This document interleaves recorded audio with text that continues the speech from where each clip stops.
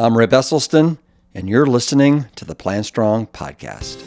Today I sit down with co-founder and former CEO of Whole Foods Market Stores for over 44 years, John Mackey, and we discuss the whole story. It's not just the title of his latest book, but really it's a preview of our very open and very beautiful conversation. That's coming up right after this message from PLANTSTRONG.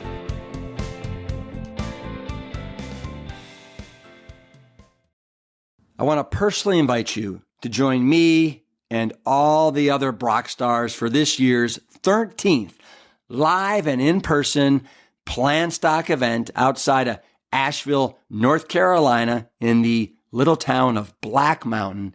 It's 1,500 acres, is loaded with wildlife, trees, trails, streams. It is a nature wonderland.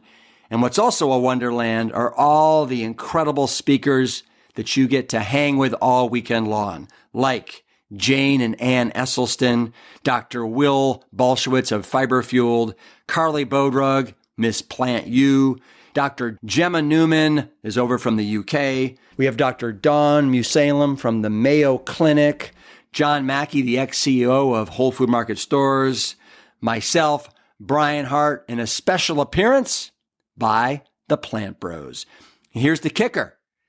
All these Brock stars are there from Friday till Sunday, and they want to rub elbows with all of you, whether it's over buffets of PLANTSTRONG fare for breakfast, lunch, and dinner, whether it's going on an afternoon hike, a swim, pickleball, frisbee golf, kickball, cornhole, dancing. We're having live music. It's all there in this fun weekend extravaganza that we affectionately call PLANTSTOCK. Simply go to liveplantstrong.com and then click on PLANTSTOCK 2024 and grab yourself a ticket before they sell out. See you there. In 2009, John Mackey, the then CEO of Whole Food Market Stores, gave me the shot of a lifetime to showcase Engine 2 products and tour around Whole Food Market Stores all over the world, extolling the virtues of a whole food, plant-based diet.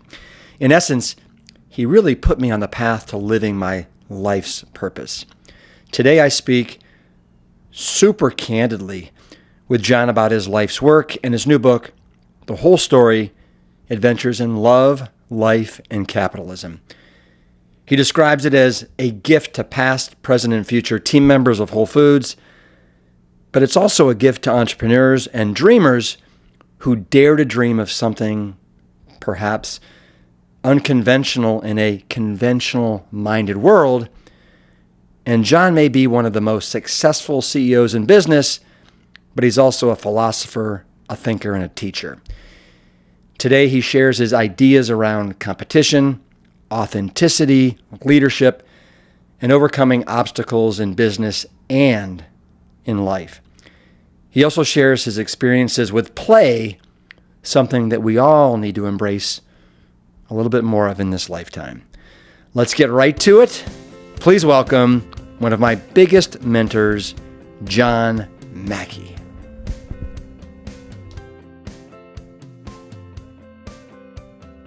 Hey, John.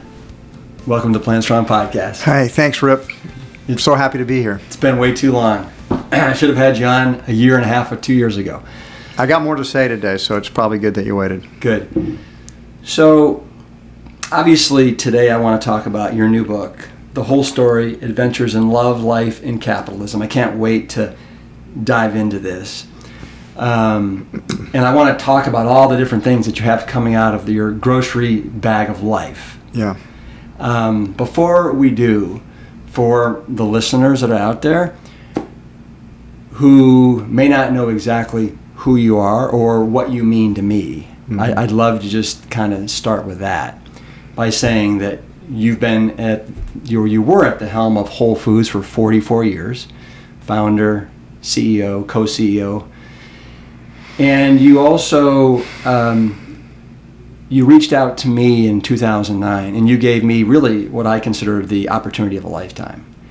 And I've told you this before, but you saw something in me that I didn't see in myself, and you allowed me to fulfill my greatest expression of myself by being this crusader for the advancement of all things whole food, plant-based. And really, because of you and your belief in me, I've now been able to build this ecosystem that has a food line, that has a podcast, that has meal planner, that has events, all these things. And I believe, in large part because of you, I am living my highest purpose, and it feels so fantastic. So I just want the listeners to know that, and know how grateful I am for you coming into my life. Hey, it's been a win-win-win relationship. I liked you from the first time I met you, and you were a fireman when I first met you. But I loved the Engine 2 book. I loved the spirit that was written in the can-do attitude. And of course, your dad had a huge influence on me with his How to Prevent and Reverse Heart Disease book. And so then I liked you, and I admired you too because of your athletic prowess, but mostly your enthusiasm. I thought, this guy is going to be great at promoting and marketing a plant-strong lifestyle, plant-based, whole foods, plant-based lifestyle. And so as we started our healthy eating team up, I really wanted you on that team. And then you just did a fantastic job. I mean, you were on the road a lot touring Whole Foods markets, but you were making these great connections. And then we started doing the immersions, and we wanted to do an Engine 2 immersion, and you were great at that. And so Whole Foods started using that for that, and that ended up being a kind of a business in its own right for you. And probably one of the best things that happened was as I was beginning to sort of wind down at Whole Foods, and the marketing team thought, well, we don't know if we want to continue to have this healthy eating team, and we don't know if we need Rip to stay there. So having you go out on your own to leave Whole Foods behind actually was a huge benefit for you personally, and it was a little bit risky, of course, but you've done such a fantastic job, and you really blossomed into, as you listed all the things that you're doing now, and you've had a much bigger impact in the world. You had a big impact when you were within the Whole Foods market umbrella, but you've had even a bigger impact out as you developed your own thing. And so, hey, I'm honored to be associated with you, and you're still schooling me in pickleball once a week, but I'm slowly getting better under your tutelage, and it's been a good friendship. I really love you, and I appreciate you. Yeah. Thank you. Why don't we start? And you talk about this in the book, but I think since it's what brought us together, I'd love for you to share what was it that turned you on to veganism, and then onto whole food, plant-based nutrition. Yeah. So my path, first, I was actually a vegetarian for many years. And that happened, I talk about it in the book. I wasn't a vegetarian. I moved in this vegetarian co-op when I was 23 years old, 22 or 23. And I was interested in all things counterculture.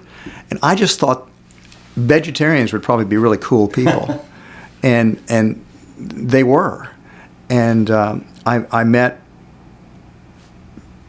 two girlfriends I moved in this co-op called Prana House, and we had about 18 or 19 people living communally, mostly UT students, as I was still a UT student at that point too. And I learned everything about food. I had my food awakening in Prana House, and I learned about natural and organic foods. I learned how to cook. I became the food buyer for the co-op. Then I went to work for a small natural food store, and I didn't know it at the time, but I'd found my higher purpose. I found my life's mission because I got so excited about it. Then I started reading books and everything I could, and I became a very staunch vegetarian.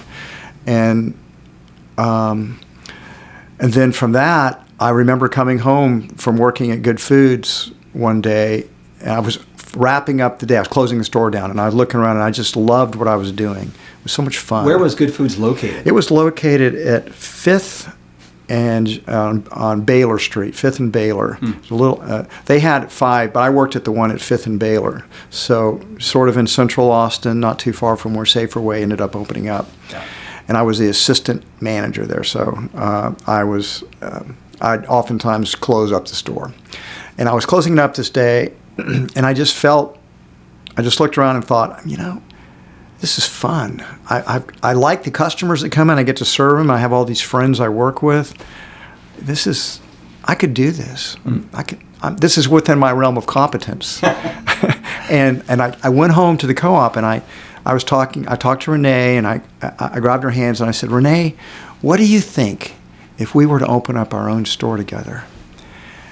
And Renee was a very enthusiastic person and a lover of life. And she looked at me in the eyes and she said, oh, Mac, oh, man, that'd be so much fun. Let's do it. And she was, if she had said, what do we know about grocery stores? I mean, that's a dumb idea. I mean, where are we going to get the money? If she'd been a skeptic or a naysayer, that might have been the end of the dream right there. But she was very encouraging. And that gave me with doing it together, that gave me sort of the courage at age 20, I was 23 or 24 at that point, to go out and start raising money and find a location. And we did the first store called Saferway. Yeah. And then I got in, Renee and I fell apart eventually after 5 or 6 years, and I got involved with other women, and one of the women I got involved with slowly sort of, got me eating a little bit of seafood, so I got off my vegetarian path a little bit with her. And it wasn't until I became an ethical vegan that my life really changed, and that occurred back in 2003 when we had animal rights groups protesting at our annual meeting in Santa Monica, California. And they were protesting a duck supplier that we were using. We actually had some animal welfare standards at Whole Foods back then. They weren't very rigorous at that point. And we thought we had the best duck producer, but the animal rights groups said that, you guys they're bullshitting you, they're fooling you, these guys are not good. And so I began a conversation with one of the women that was from Viva USA, Lauren Anelius. And Lauren was very passionate. She was like a 5 foot tall, 90-pound little mighty mite, because she was so powerful in her Latina energy. And we began this conversation that led to email conversation. And she challenged me. She said, after all these conversations with you, I can see you actually are a pretty idealistic guy. But when it comes to animal welfare, you don't really know what you're talking about. You haven't researched it. You haven't gone to the suppliers. You're just taking the word of your team. Mm-hmm. And you need to do more. You need to inform yourself. So that summer of 2003, I read about a dozen books on animal welfare and began to understand the livestock industry a little bit better. And by the end of that summer, a little voice in my soul, my being said, you should become a vegan. You know it's the right thing to do. Do it.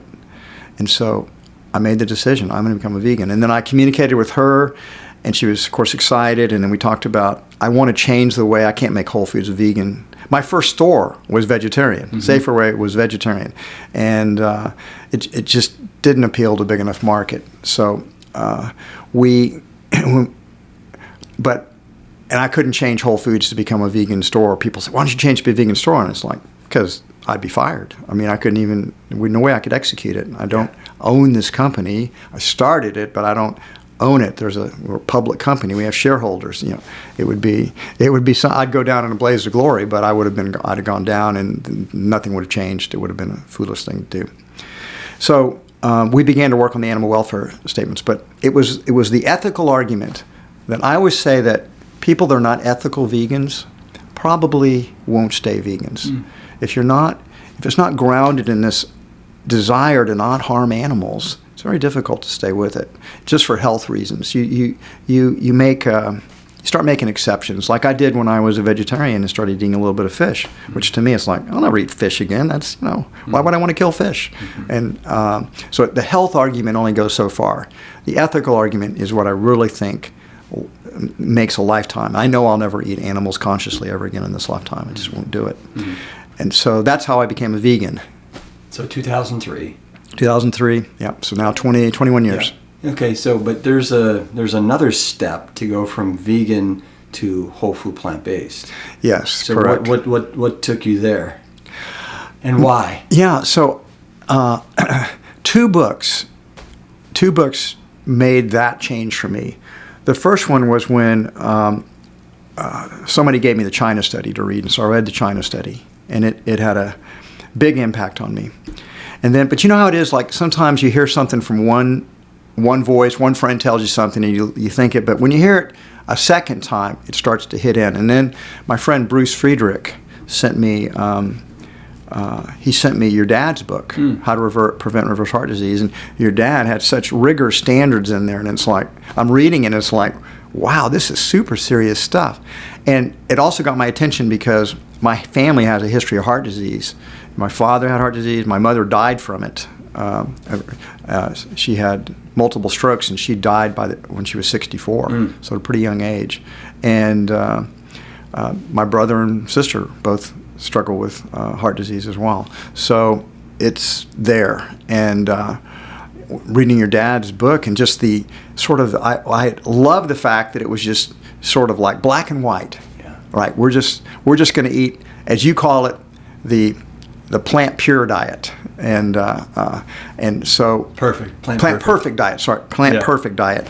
And I began to live a plant perfect lifestyle, which I did pretty rigorously for a few years. I would say now I'm plant strong, meaning I ate at True Food Kitchen last night, so and I did the best I could, but I probably got a little bit of oil. I really try to avoid oil, so I'm always vegan.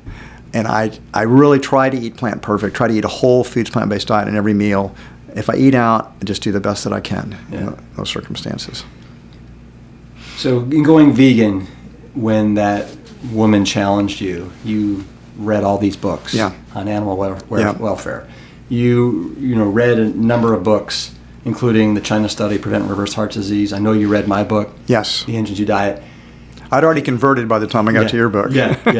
But what was it that made you such a voracious reader of books and wanting to gather new information and your curiosity? I don't know. I've always been that way, even as a little boy. Huh.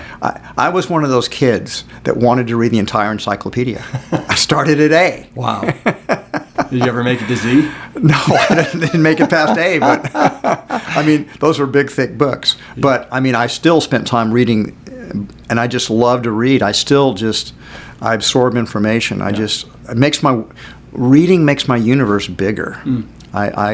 Ideas are fun. I love it. Yeah. Do you prefer reading now, or do you listen to audiobooks? Do you have a preference? Combination of the two. If I was to probably add up, because now I can listen to books. I'm a long distance backpacker and hiker, and you can take those audiobooks out there and you can read a lot of books. If you're hiking 8, 10, 12 hours a day, you can knock a whole book out in a day or day and a half if you stay with it. And then anytime you're in a car, like just coming over here, listening to almost finished the audiobook for the whole story, because I had not heard the audiobook.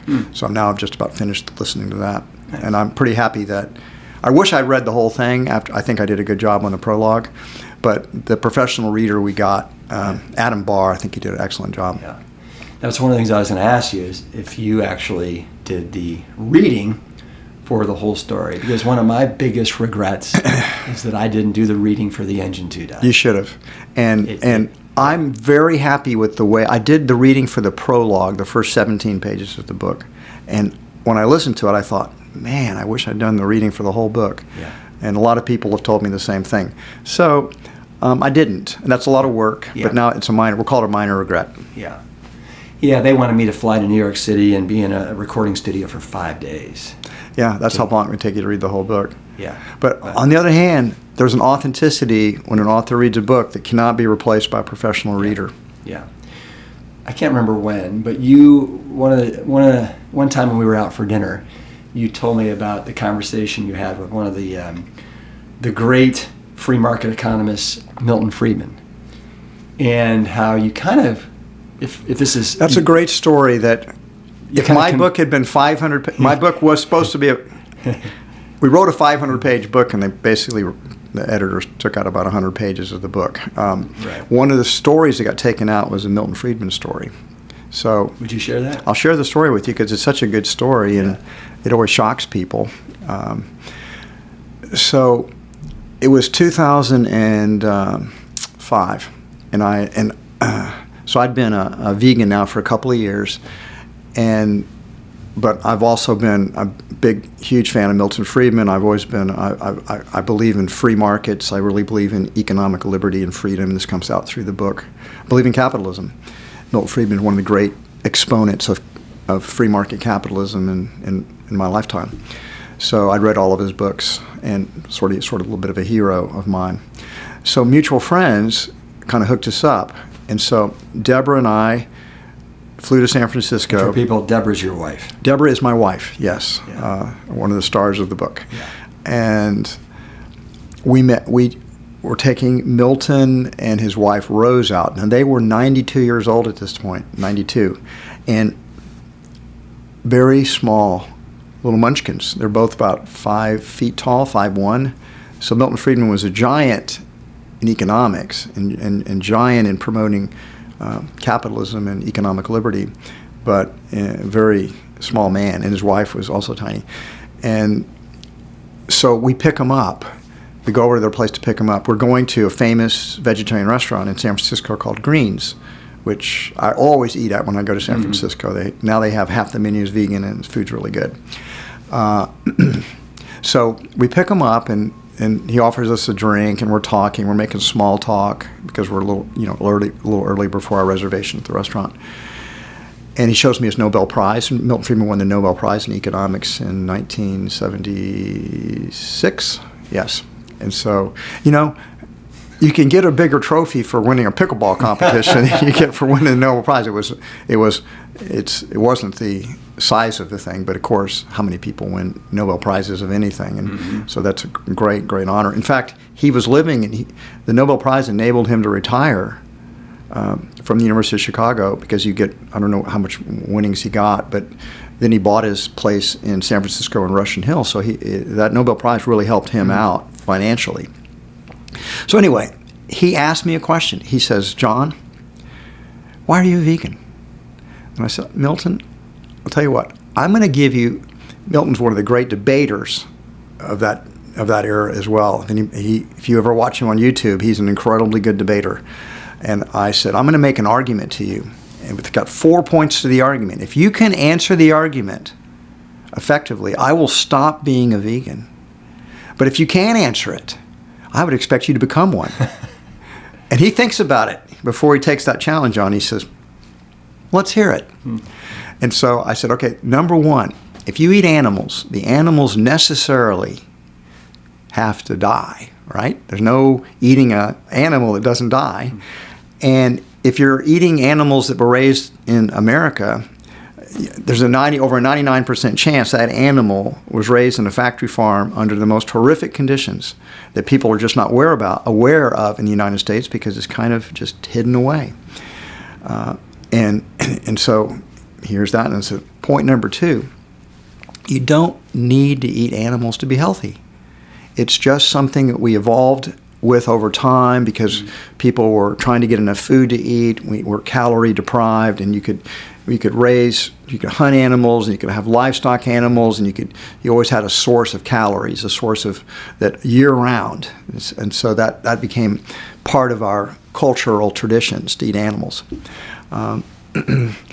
And three, we continue to eat animals. We don't need to eat animals anymore because we live in a world of abundant food. That we have a problem with too many calories and obesity in America. We're now 74% overweight and over 42% obese. So we have too many calories. You don't need to eat meat anymore to get calories. And we do it because it's just the way we were raised. It's cultural. And then you learn to like whatever food you eat. So we've learned to like meat, and we enjoy it. And then the fourth point is, but you don't need to eat animals to be healthy, and you just do it because of your culture. How do you justify that? knowing that you're causing all this pain and suffering, knowing that over your lifetime, thousands of animals will die just to feed you. Mm-hmm. How do you justify that? I can't justify it. I don't need to eat it. I'm healthier not eating it. In fact, eating a whole foods plant-based diet is probably the healthiest diet you can possibly eat. And I mean, I'm thin. I don't have these diseases. I'm vital. This is a really good diet to eat, and no animals have to die, and there's no suffering. How do you justify it, Milton? I can't. That's why I'm a vegan. Okay, end of argument. So he gets really thoughtful. You can just see him. He's chewing this over in his mind. Then he looks at his watch, and he says, we're going to be late to dinner. Let's go. So on the drive over, he's quiet. I'm driving. This is pre-smartphones, pre-GPS Garmin's, and so he's giving me directions on how to get to the restaurant. So we get to the restaurant, and he's not saying anything about it. He's not answering it. So I think, oh, that's okay. He's 92. Doesn't matter. And we sit down, we get our menus, and we're looking at the menus, and all of a sudden, Milton Friedman, he stands up. He stands up, and he throws his menu on the table. And he looks at his wife of 70 years, married to Rose for 70 years. He looks at his wife for 70 years and says, Rose, I cannot answer John's argument. From this point forward, I am becoming a vegan. And then the next thing that happens is like Deborah and I are stunned, right? But we're happy. It's like, wow, cool. Milton Friedman's going to be a vegan. But then his wife, Rose, stands up, and she throws her menu down on the table, and she says, Milton, don't be ridiculous. We're 92 years old. It's too late for us to become vegans. So I'll leave it to the listener to, did Milton Friedman's intellectual integrity win out and did he become a vegan? Or did his wife of 70 years have the final say on this one? I don't know. Right. Because, in fact, Milton I didn't see him again. He died just a little over a year later. He slipped in a bathtub and hit his head.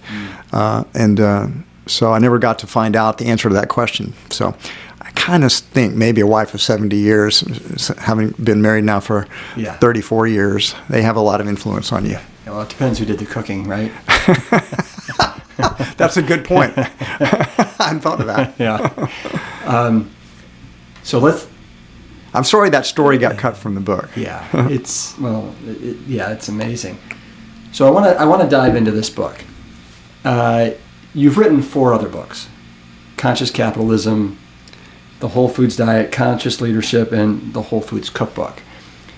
What was the spark that prompted you to write the whole story? Because it's, as we talked right before we jumped in here, you poured your heart and soul, and you bared it all.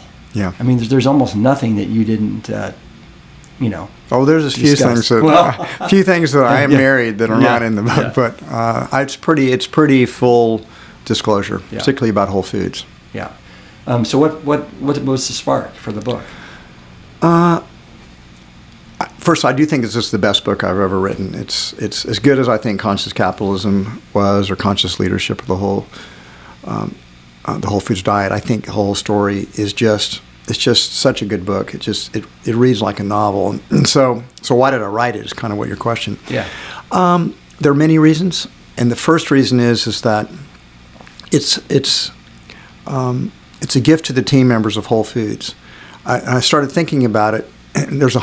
Whole Foods currently has 120,000 team members working there, and over the history of the company, over 1 million people have worked for Whole Foods, and then there are going to be millions in the future that work for Whole Foods. So it's like I wrote it for the team members. I dedicated the book to past, present, and future team members. This is the story of Whole Foods, at least for the first 44 years of it, and I didn't want that to be lost. And I wanted team members to read it and think, and to remind them of what we once were, and so they'll know where they came from. I actually feel like that's a good thing to do in general about any type of history. We take for granted that people will know the story, but They don't. They don't know. They're coming into the story later on, and they don't necessarily know what went before. One of the great gifts my sister gave me about 3 or 4 years ago, she wrote up this. She created a book and gave it to me.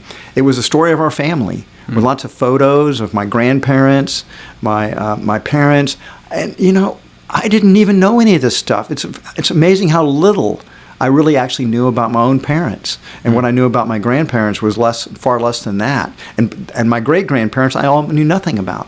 So it was a great gift. Best present I've ever gotten in my life. So it's a present to the team members. That's the first reason. Secondly, it's for myself. This is my final gift to Whole Foods. It completes me with Whole Foods. This allows me to be completely finished. It's like, if you're an entrepreneur and you create your own business, it's kind of always your child, and you're always going to be a little bit worried about it. But I'm not responsible for it any longer. The child's fully grown up on its own, and I hope to still be friends with this child, but I'm not responsible, and this helps me psychologically to be complete with it. It's like my final gift. Thirdly, it was to go back and write a book like this. Looking backwards is how you understand the present to a certain extent. I'm, as you know, you worked on a few books yourself, Rip, and you learn a lot of things when you write a book. It's a creative process. I was learning about, I was putting certain things together that I'd never really realized before until I thought about it, and then I understood things I'd never understood before. So it was very good for me personally. I got to relive almost 50 years of my life, if you go with some of the stuff that predates the start of Saferway. Almost 50 years of my life I got to relive, and I came away realizing I've had such an amazing life. I'm so grateful. I had so much joy in building the company, and one of the things I tried to communicate in the book is how much fun it is creating a business. It's not easy. It's very difficult, but it's so deeply satisfying to watch it grow, and you're doing it not by yourself, you're doing it with a team, and you're bonding together, you're getting really close. It's why Marines go through these processes together, and they're friends for life. And so the people that I built Whole Foods with, these are friends from my life, right? They're people I'm always going to love, people like Glenda and Walter and Jim and AC. So, and the very final reason is that I wrote it for entrepreneurs, because anybody that's an entrepreneur is going to love this book, because a lot of the fears and self-doubts and challenges and struggles, every entrepreneur deals with them. And I just feel like I've always felt a special rapport with entrepreneurs. I feel like even they can be tech entrepreneurs or music entrepreneurs. It doesn't really matter. I connect with them. I connect with their life spirit of creativity and moving forward. And problems are things you can solve and overcome. They're not whiners and complaining about being victims. They're out creating a better life for themselves. And so I wrote it for them too. So those are all reasons that I think I wrote the book for. Yeah. Was it? So it sounds like it was in many ways very therapeutic. Very therapeutic. Yes. How was it scary? Is that an accurate term? Scary? Because when I'm reading it, I'm thinking, man, John, you are one courageous dude. You've known me for a while, so I'm just a very open person. I really don't. It's natural for me to express kind of how I'm feeling with people, and try to be open, to be authentic. So part of what you're feeling in the book is my authenticity. Yeah. And you say it's courageous. I just feel like it's me being authentic. And so I don't feel like I'm acting particularly brave. Some people will judge some of the things I wrote. Well, that's their stuff, not my stuff. But I think when you show up authentically, some people like you and some people don't. But the people that like you for who you really are, not for who you pretend to be. If you pretend to be somebody that you're not and people like you, you never know for sure. Do they like this fake person I'm showing them? or do they really know who I am? Would they like me? So if you just keep showing up as who you really are, you attract the right kind of friends to yourself, and the people that don't like you, then you know it. You don't have to hang out with them. Where do you think you got that from? Get that from your dad? Wow, your no mom? one's ever asked that question. I'm going to have to chew on that question. That's a really good question. I won't have an answer for that podcast, but I might have an answer to you personally some other time. All right. I want to discuss, if you're cool with it, the opening of the book. Sure. It's called The Game of Life. Yes. And you're having this acid trip. Yep. And you're pondering the meaning of life, religion, love, community, an infinite of one.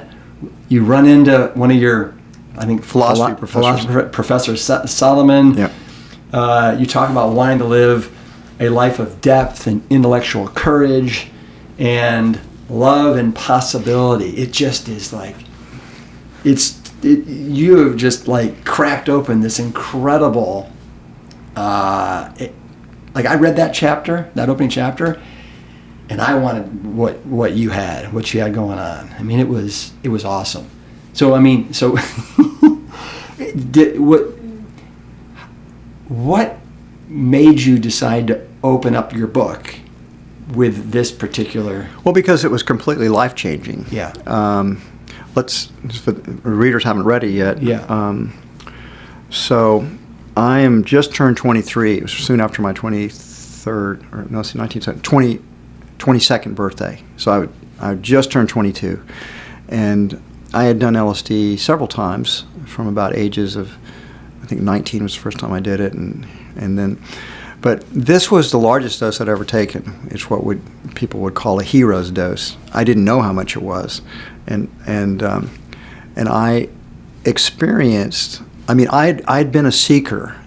LSD, when I first took it at age 19, it knocked me off the path my parents had programmed into me, which was, I'm going to go to school, I'm going to get a degree, then I'm going to go to graduate school, I'm going to become a lawyer, I'm going to become a doctor, I'm going to get an MBA, I'm going to be a professional of some kind, and that was what my parents wanted for me, and that's what I was on track to do.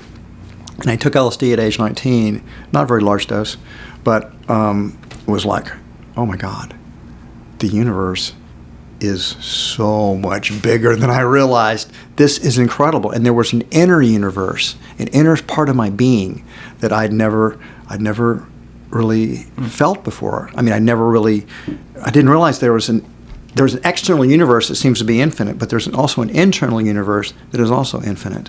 But I'd just never been in touch with it before that, and LSD opened it up to me. And then I became sort of a seeker. I started studying Eastern religions. I learned how to meditate. I started growing my hair long. I was no longer on the track to be a doctor or a lawyer. I wanted to study philosophy and religion, and it's what I did. And I started reading dozens and dozens and eventually hundreds of books about it. So this dose that I took soon after my 22nd birthday, this back in the day, I didn't exactly know how you were getting. This was very powerful. I took it by myself, and I was kind of depressed. I wasn't in a relationship. I didn't have a girlfriend. I knew I was off the track my parents had for me, and I wasn't sure what I wanted to be. I think at that point I was an atheist. I'd call myself an existentialist because of my philosophy studies. So a little bit lost. And this experience was so intense. It was such, I experienced what later on I came to interpret as an ego death.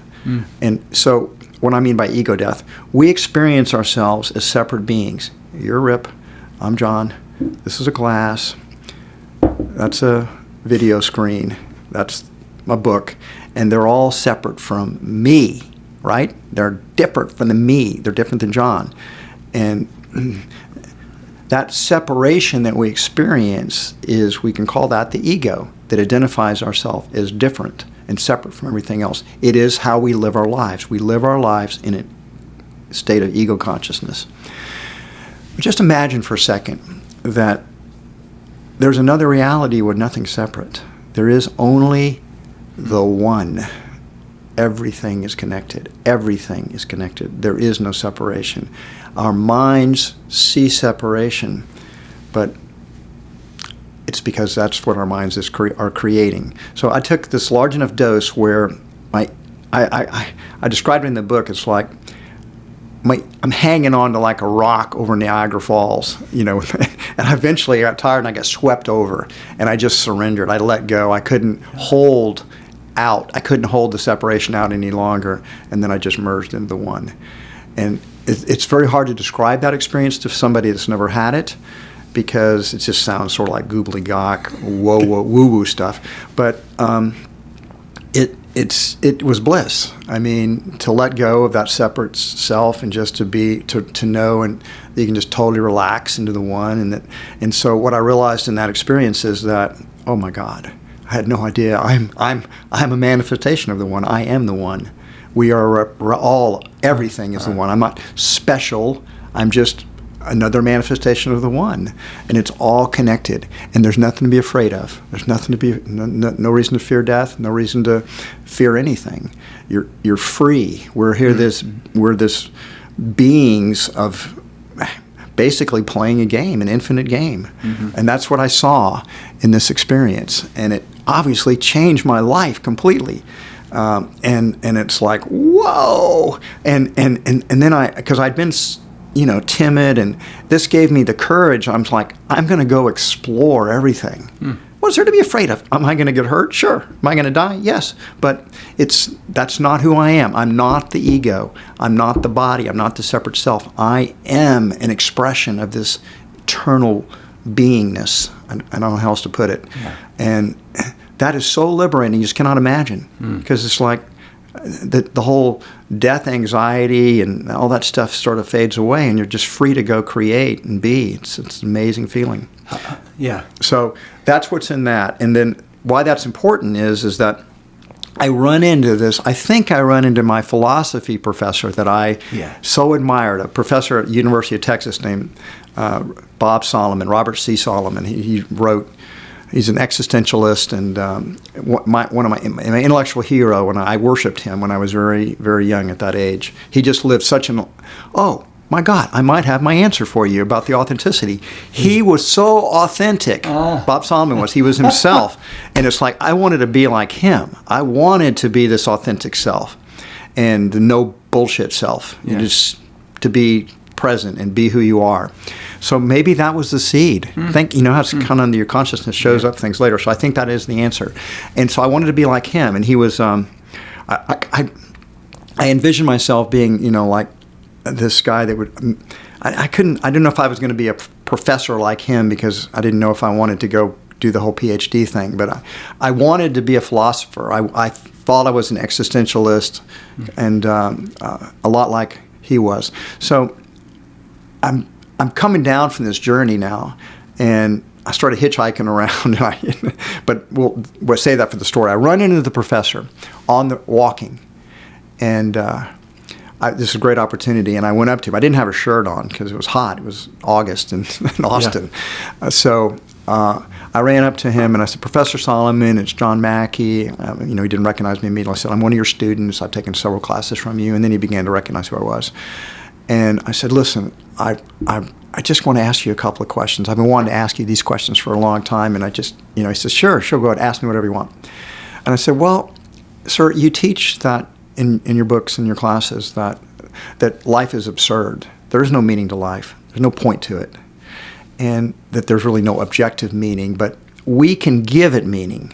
We give it meaning in our own minds, but it's not really real, because the life itself and me is all, just pointless. It's all, there's no point in it." And he said, "Yes, that's what I believe." And I said, "Well, sir, are you happy? Because if you don't think there's any objective meaning to life or any purpose, we're just going to die and disappear, and there's nothing more than that. I mean, I don't know how you'd be happy." And he looked at me and says, "I'm not very happy. I just think that's the truth."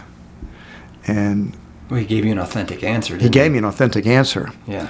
And I looked at him, and he looked at me, we nodded, and he kept walking his way, and I kept walking my way. But that conversation, it's like, that's when I realized I just had this amazing experience of ego death, and I said, I don't believe that. I don't believe that any longer. It's all meaningful.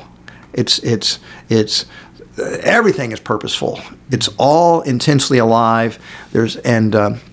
And I knew in my heart I wanted to live a life, authentic life, like Professor Solomon, but I wanted love and joy and community and purpose and passion. I wanted all these things. I didn't want to be a lonely existentialist atheist who was unhappy and miserable. And so I moved away from that. That was a changing point in my life. I moved into the co-op pretty soon after that. And then I had my food awakening and the things we talked about earlier. So that LSD trip completely changed my life. I'm not making a recommendation that people drop acid or any other psychedelic drugs. I do refer later on in the book to a couple of other experiences which we may want to talk about. Oh. But at this point, at age 22, this was a very important experience for me. Mm-hmm. Yeah, no, I definitely want to come back to some psychedelics that you took because I think it comes full circle. It does. In a very powerful way. The first chapter of the book is the game of life, and the last chapter of the book is the infinite game. Mm-hmm. That's not accidental. There's a thread that's woven through the entire book. Yeah. I want to read a quote. Sure. This is under the topic of religion. Mm-hmm. And you say, I'd opted to believe that God didn't exist and became an atheist. A Course in Miracles had a different answer, one that got me so excited that I jumped up and down and began running around my home. My question is, where are you currently on your spiritual journey with religion? I'm not in any place with religion, but if you ask me where I am with spirituality, spirituality. I'm far deeper right now than I've ever been. I'm more awake than I've ever been. I'm more conscious than I've ever been. That quote is put it into proper context. That quote is about when I was younger. I had been when I was like 18. I'd become for about 2 years. I became a evangelical born again Christian, and studied the Bible intensely. My evangelical skills were good. I actually converted several people to Christianity, including one that went on to become a minister and another a theologian, and two of my friends from high school. So, but it was the problem of evil that moved me away from Christianity because I didn't find the answer satisfying. Mm-hmm. It's like the problem of evil is, look, if God is all-knowing and all-powerful and loving, how can there be so much evil in this world? How can it exist? How can God allow it? And I always felt like the Christian answer was unsatisfactory. Well, God gave us free choice. Well, free will, and we've made bad choices. It's like, well, didn't he know we were going to make bad choices? Mm-hmm. It's like he's all-knowing. And so that problem of evil proved to be so powerful for me that I couldn't answer it. It's kind of like the question I gave Milton Friedman. He couldn't answer that, so he had to change his mind. Well, I couldn't answer that problem, so I changed my mind. And so I moved away from that, from Christianity at that point.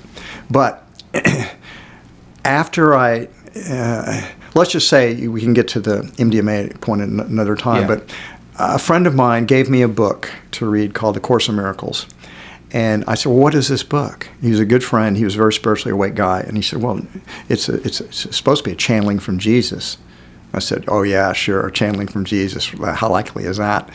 And he said, but John, you're interested in all these questions. Why don't you give the book a try? Just, out of your friendship for me. And so I went in and started reading the book with a bad attitude. I was like, this has got to be nonsense. I'm gonna read it enough so I can go argue with my friend. Yeah. And I'm reading the book, and I can't remember where it was, but it was early on in the first 50, 60, 70 pages. I come across a passage which answered the problem of evil for me. And it was like, I couldn't believe it. The Course in Miracles had a very unique answer to the problem of evil, which is you've got your all-powerful, all-knowing God, all the argument. The Course in Miracles says, lifetime after lifetime after lifetime, you have blamed God for all the evil that you see, all the problems that you see. And I tell you, God doesn't even know about any of it. Mm. And I said, well, and it's like, what does that mean? And it says, my child, you are in a dream. You think you wake up after you go to sleep, but you just wake up to another dream. Mm. And you are creating the dream. all the evil that you see, all the things that you curse and judge, you're creating it.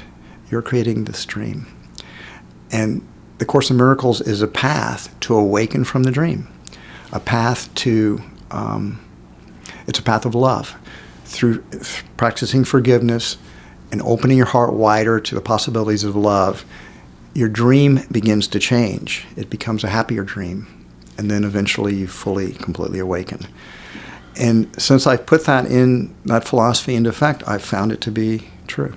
It's as I open myself deeper to love, my life becomes happier and happier and happier.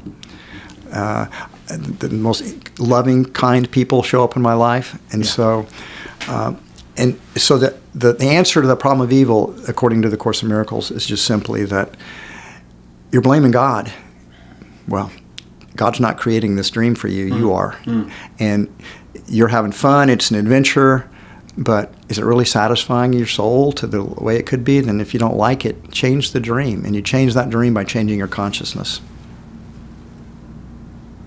That's really powerful. It's very powerful. That's why when I heard it, I got up and started running around the room. I was so excited about it. Yeah. I think that's a good transition to love. Yeah. Because to me, love is... That's the theme of the book. At the end of the day, that's the theme of the book. It is.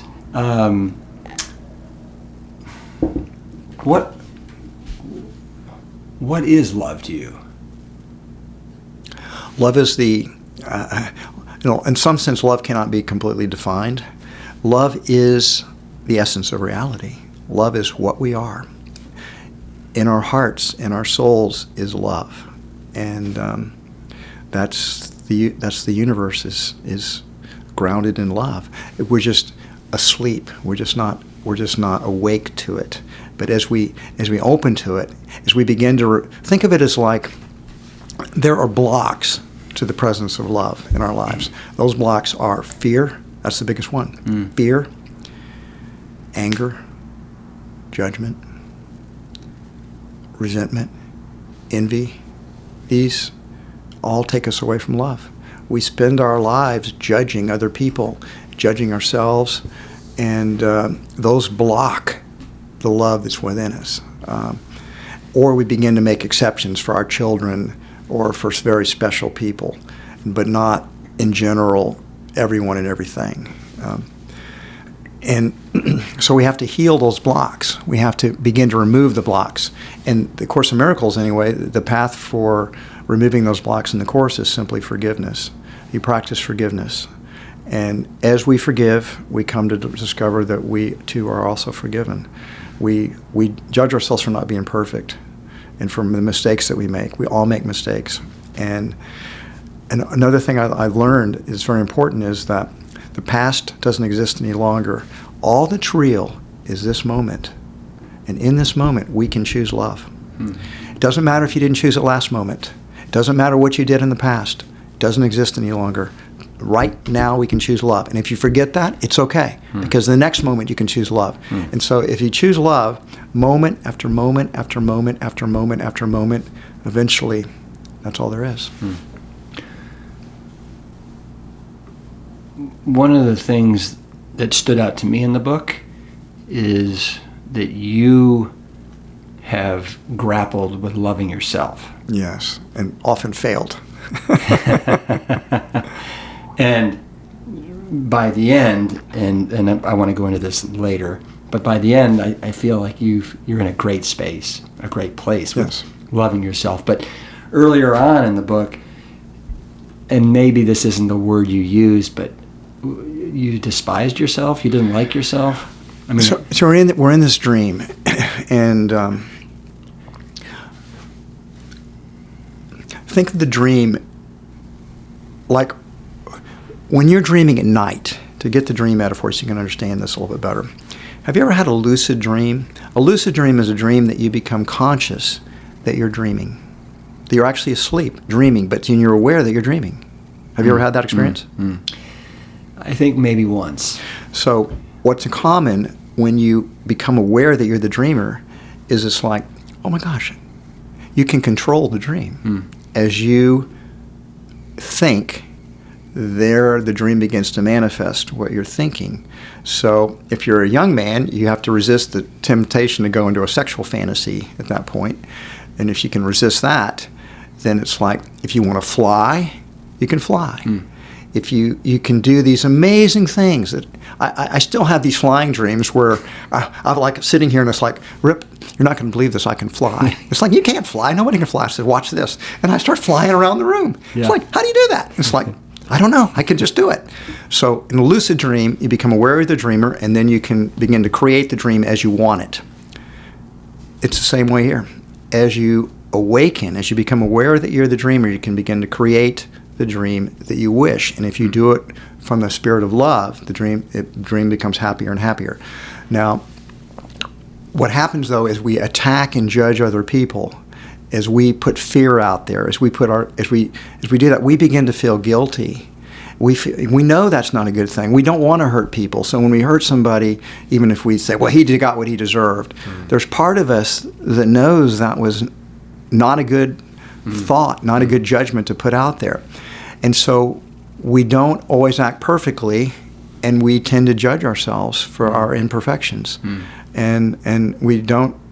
And so we begin to get trapped by our own negative energy, and it starts to, it reciprocates, but then the dream reflects it back to us. So as we attack others, we begin to feel that we're being attacked.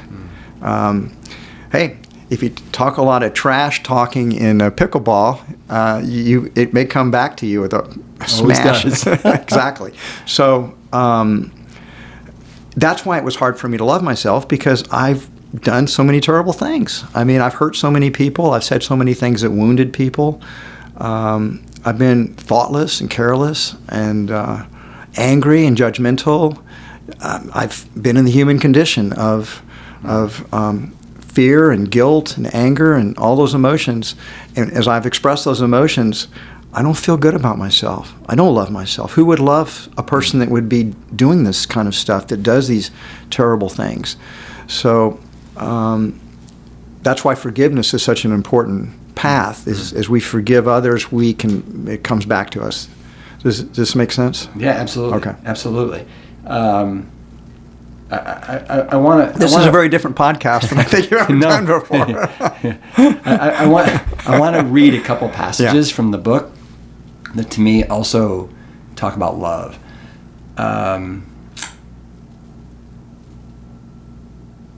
So Mark Skiles, he's somebody that he was one of the co-founders, if I'm not mistaken. Yeah, and a very close friend. And it sounds like you guys. So I'm going to read here. Mark Skiles and you had a riff. We had a falling out. And in your book Appreciations, you wrote this to your co-founders: "What a wonderful company we created together. Thank you!" ! Mark, wherever you are now, I think about you and I love you. I think there's forgiveness there. There's putting out the love. I'm amazed that you read all the appreciations at the end. Oh yeah. To me, it's important. That won't show up in the audiobook. Yeah. And then we already talked about this, but then in your dedication to the book, you express the love that you feel for all team members, and this is what you say: "To all Whole Food team members, past, present, and future, we did this together, and I will always love you." I bring up those two examples because, to me, there's just so much love to me that's just coursing through this book and presents itself in a variety of ways. But so a guy who was basically gunning for your spot, right, and wanted you to leave, and yet at the end of the day, you're able to say, "Hey, you know what? I love you, and it's all okay." Of course, maybe when it was going on, I didn't feel that. Sure. This is now. Remember, I said that the past doesn't exist any longer, but in this present moment, I do love Mark. I love everyone, and you can continue to make that choice. So yes, the book is. That is the deepest message in the book, is the importance of love, and that we all have this potential to go deeper into love. And also there's an evolution thesis in the book that we're continuing to evolve as beings, and that's the infinite game, is continued evolution, continued learning and growing, continuing awakening. There's the Big Bang, and then there's the coming back together again. There's the breathing in and the breathing out. They're all the dreams. They're all the creations that go on, the multiverse. That's all the one continually creating, continually expressing itself. And Rip, we're part of it. It's amazing. It's incredible. Forever. Yeah. Oh, it's so great to be alive. This is so great. Can we talk about your mom and your dad for a sec? Sure, of course. Because they play an important part in your life. They do. And I'd love to start with your dad, Mm-hmm. who, it sounds from what I read, I never got to meet your father. You weren't that close growing up, but then when you decided to start Whole Foods, you kind of reached out to him, and he gave you a number of books to read, and you invited him to be on the board, and he gave you a loan. I think we were close when I was very young because I was an athlete, and my dad loved sports. So he'd go out and throw the football with us. He spent hours hitting fly balls to me and my brother. I was the center fielder on the baseball team. And he wasn't very good at basketball, but we'd go out and he'd shoot some hoops with me from time to time, and he'd take us to games. And so that love of sports is where I got it from my father. And so I think both my brother and I were close to my dad when we were younger. But then when you get into high school, you get into adolescence, and I just drifted away from him. And then I talk about how I had this, my dad being a depression. Born in 1921, he grew up first in the prosperous 20s, but then the Great Depression hit when he was 8 or 9 years old. So he kind of formative years in the Depression, and then World War II broke out. My dad was 20 when Pearl Harbor was bombed, and he joined up almost immediately, as did almost everybody at that age. And then when the war was over, he was married, and the whole suburban thing happened, and my dad, he didn't really follow his own dreams in life. He did not follow his heart because he was so bound by duty, and they just wanted to earn a living. And so my dad was like the epitome of responsibility, hard work, a dutiful provider to his family, maybe not very expressive of his emotions. And I tell the story in the book about when I started getting interested in metaphysical, spiritual questions, and I go talk to my dad. I said, "Dad, what do you think about? Is there a God? Do you think God exists? And is there life after death? Or what's it all about? Do you think is there any meaning or any purpose to any of this?" My dad looked at me and says, "John, when I was about your age, I thought really hard about that for almost a whole day, and I couldn't figure it out. Really haven't thought about it since." Yeah. That was so different. But it was my dad, responsible, focused on the reality that he experienced, and just trying to be a good person and work hard and provide for his children. He did a wonderful job of that. So I was alienated from him at that time. But then as I got the business going, my dad, I studied philosophy and religion and literature and the humanities. I just took whatever courses I was interested in. None of those were business. Probably because my dad was into business, I thought, I'm never going to be a business person. My God, look how boring that would be. Yeah. But when I got interested in Whole Foods and I wanted to start up a business, he was highly supportive of that. Right? As I say, I make a joke in the book, it's like, being a grocer is a lot better than being a hippie guy that doesn't do any work, Yeah.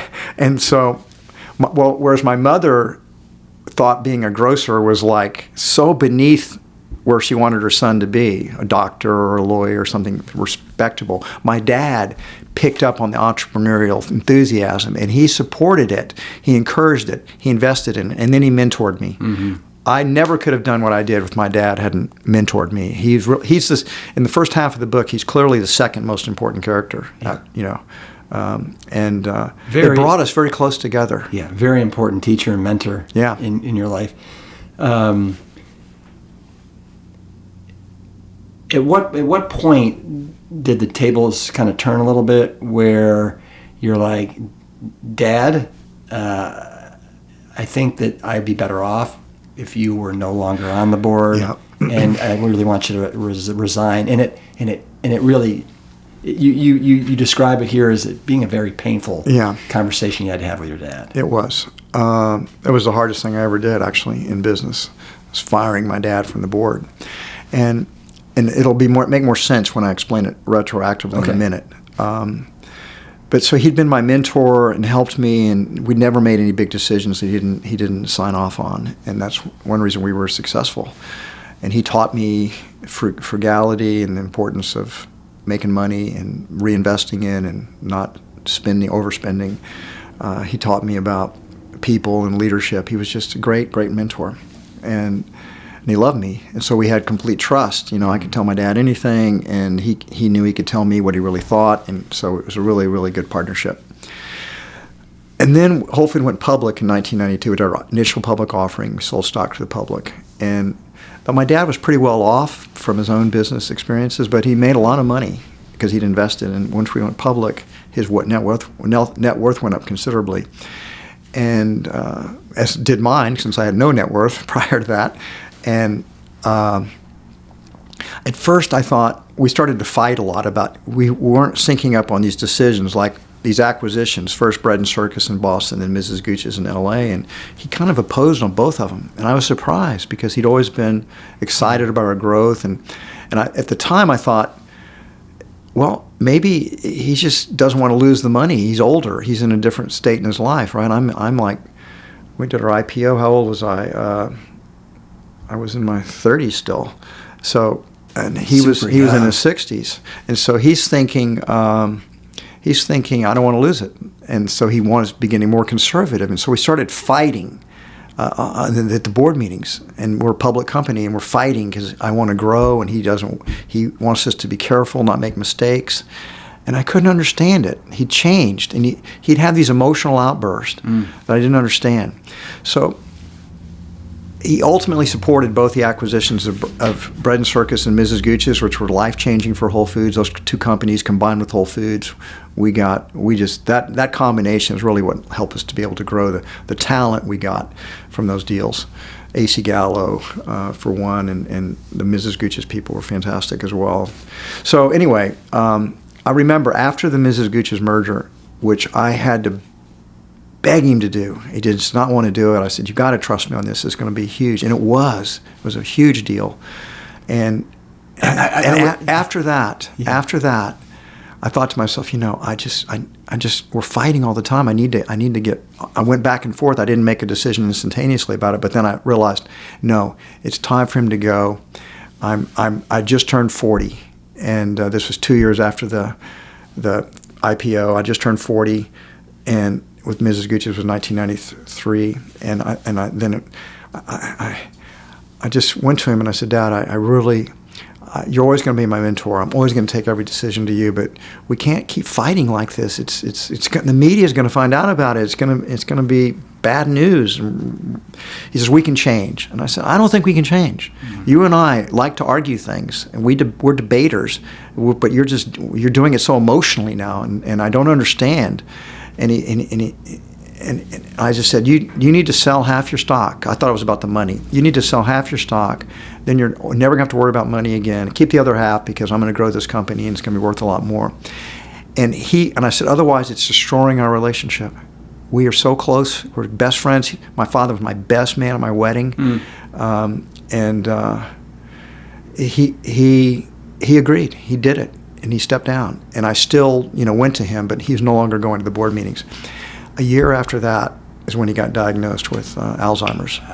And that's when I realized, when I researched it, it's like, oh, he already had it. He just didn't know it. Right. Because one of the early symptoms of Alzheimer's is these emotional outbursts, a lot of emotional irrationality, you might say, that doesn't fit. It's like, I've never seen my dad like that before. What's going on? So that explained it. I just didn't know it at the time. It wasn't about the money at all. It was just he wasn't really the father that I knew so well. That's a terrible disease. I have so much empathy. If you ever get Alzheimer's, if I got Alzheimer's, I think I would kill myself. rather than go through that, because it's just so. Do you know if you have the gene? Terrible disease. I do have the gene. Mm-hmm. Well, you're doing the right thing. I'm eating a whole foods plant-based diet, baby. Yeah. That's the best protection I have. Yeah. Sure's eyes would love that about you. I do have it, and I tested for it. It's like, oh shit, I got that Alzheimer's gene. And what is it? It's the APO4. OE4.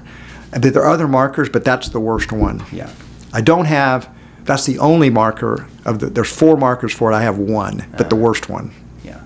Well, you're doing so many things right. when I can remember to. Yeah.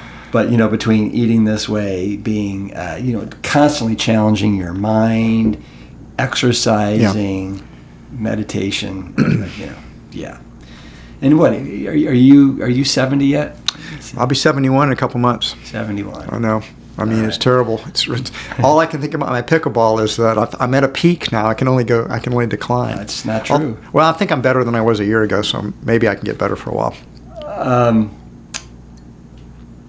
What about your mom? What was your relationship like with your mom? I never was really that close to my mom, even in an early age. She had a lot of anxiety and fear.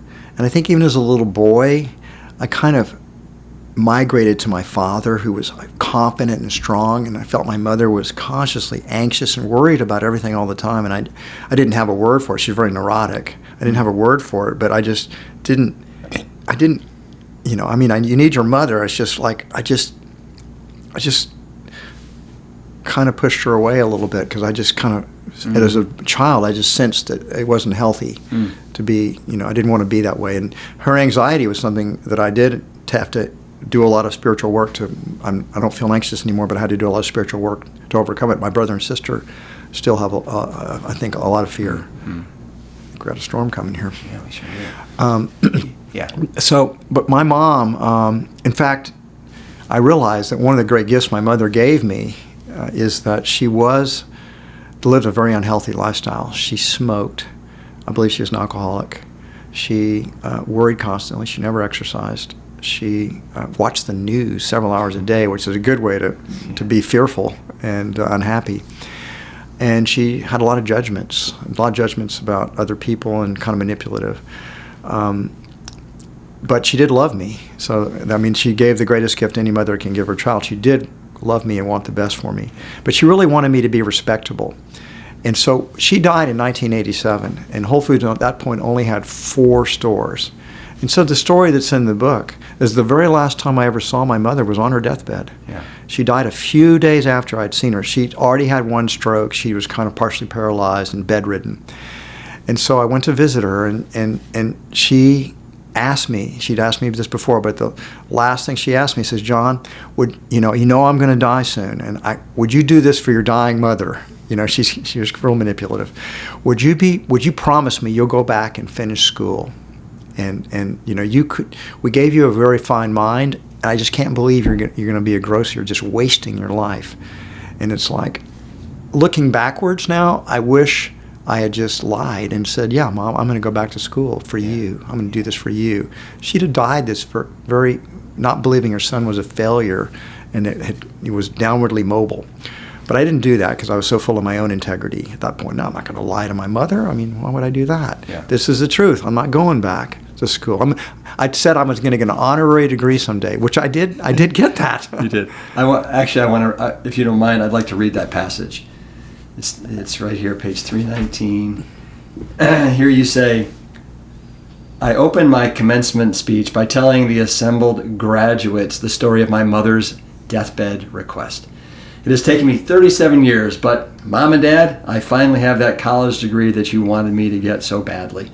I thank the college for fulfilling my mother's last wish for me, and then address the young people in the audience. I'm going to read this because I love it. Unless you want to read it, since it's your words right there. Honor. Yeah. Honor and appreciate your parents. No one will ever love you quite like your parents do.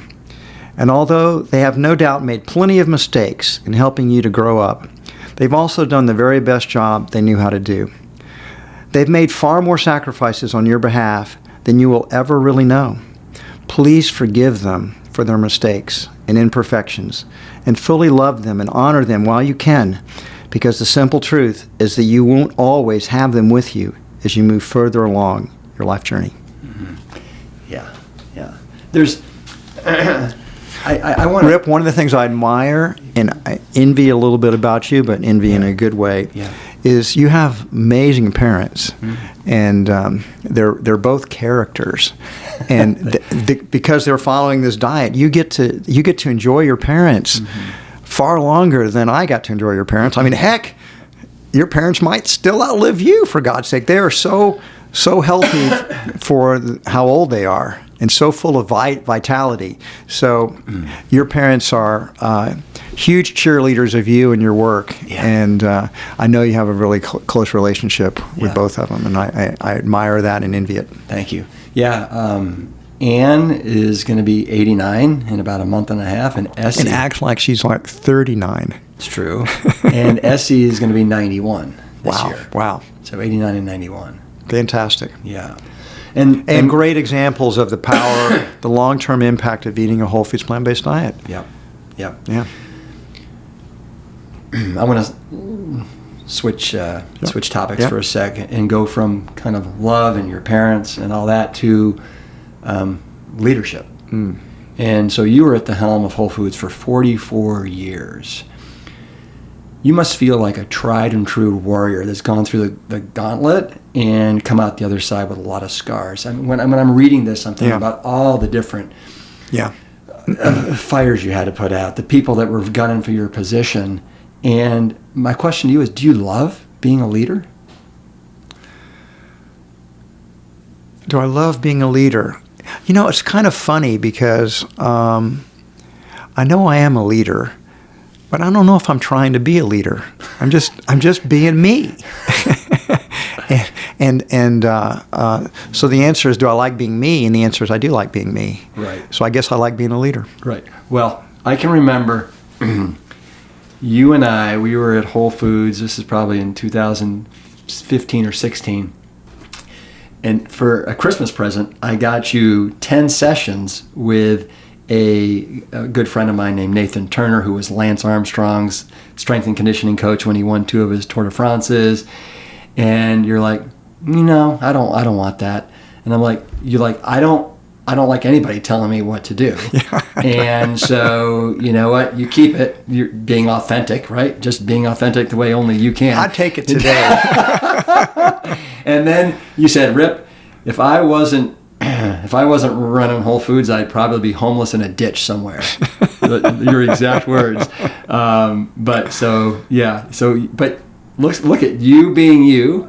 You know, you found Whole Foods and it worked out. Let me. I guess what I wonder about you being at the helm for 44 years and what you had to go through is, how did you keep getting up after getting knocked down, after, challenges and failures and threats to your leadership? What drove that?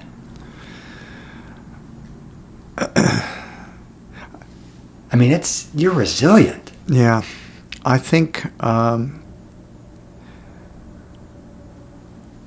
it's another good question. I just think that's kind of who I am. I mean, at a very early age, my father drummed into me, don't quit. Yeah. I mean, when you hit hardships and whatnot, then those are challenges for you. You overcome them, and sometimes you lose, but then you learn a lesson, and you'll come back and win the next day. I think entrepreneurs in general are resilient. I think because there's so many setbacks that you get in creating and building anything, so much pushback you get from it, so much skepticism, a world of doubts that it won't work. And we all get our scars, so to speak, as we go through life. And it's kind of how we respond to the circumstances that determine our character. And I always kind of had an attitude of, I'll show you what we can do. I'll show you what I can do. And I feel that way still today. We compete, and even when I lose, I feel more determined. I'm going to get better. I'm going to play better next time. So it's part of my character. And where did that come from initially? Was I born with it? Maybe. but I also think it was nurtured by my father. Mm-hmm. My father he just did not allow his children to quit.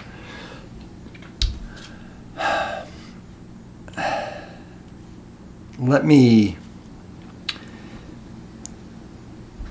going to read this passage. You say, as 2015 drew to a close, I felt tangled in a web of other people's stories about me, about the company, about our future, our value, our integrity, and our intentions. None of these narratives reflected the person that I knew myself to be or the company that I led. Schultz misplaced accusations mingled with the media's gleeful headlines as I lay awake at night. My question to you there is, so I've only been the CEO of PLANTSTRONG Foods now for 3+ years. I've had so many sleepless nights where I'm just lying there in agony and I'm like, I don't have the stomach for this.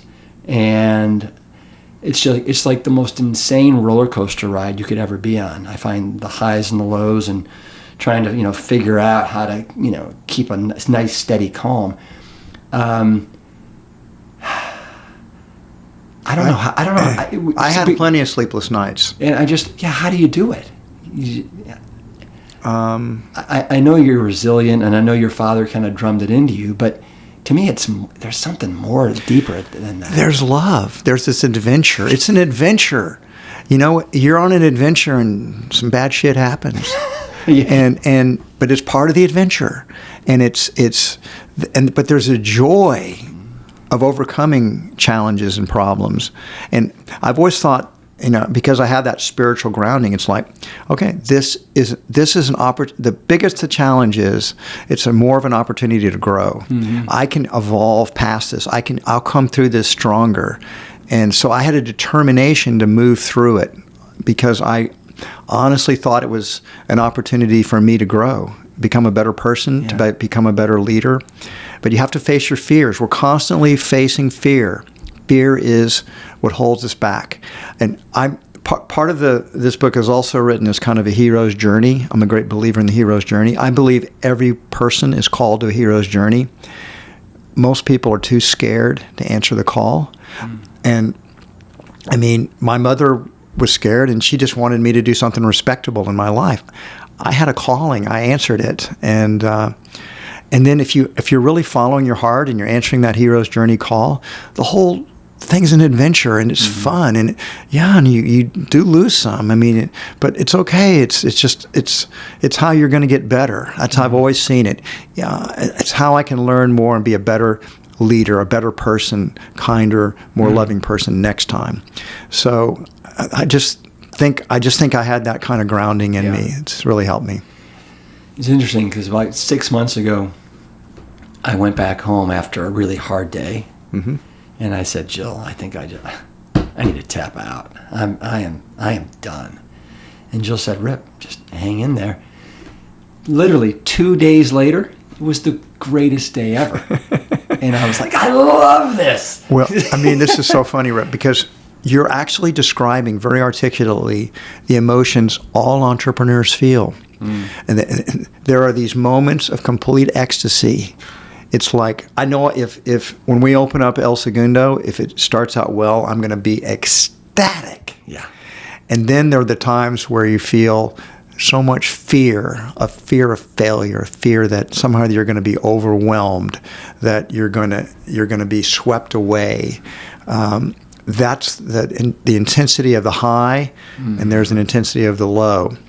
Just understand they're both going to be there, and breathe through the fear and enjoy the ecstasy.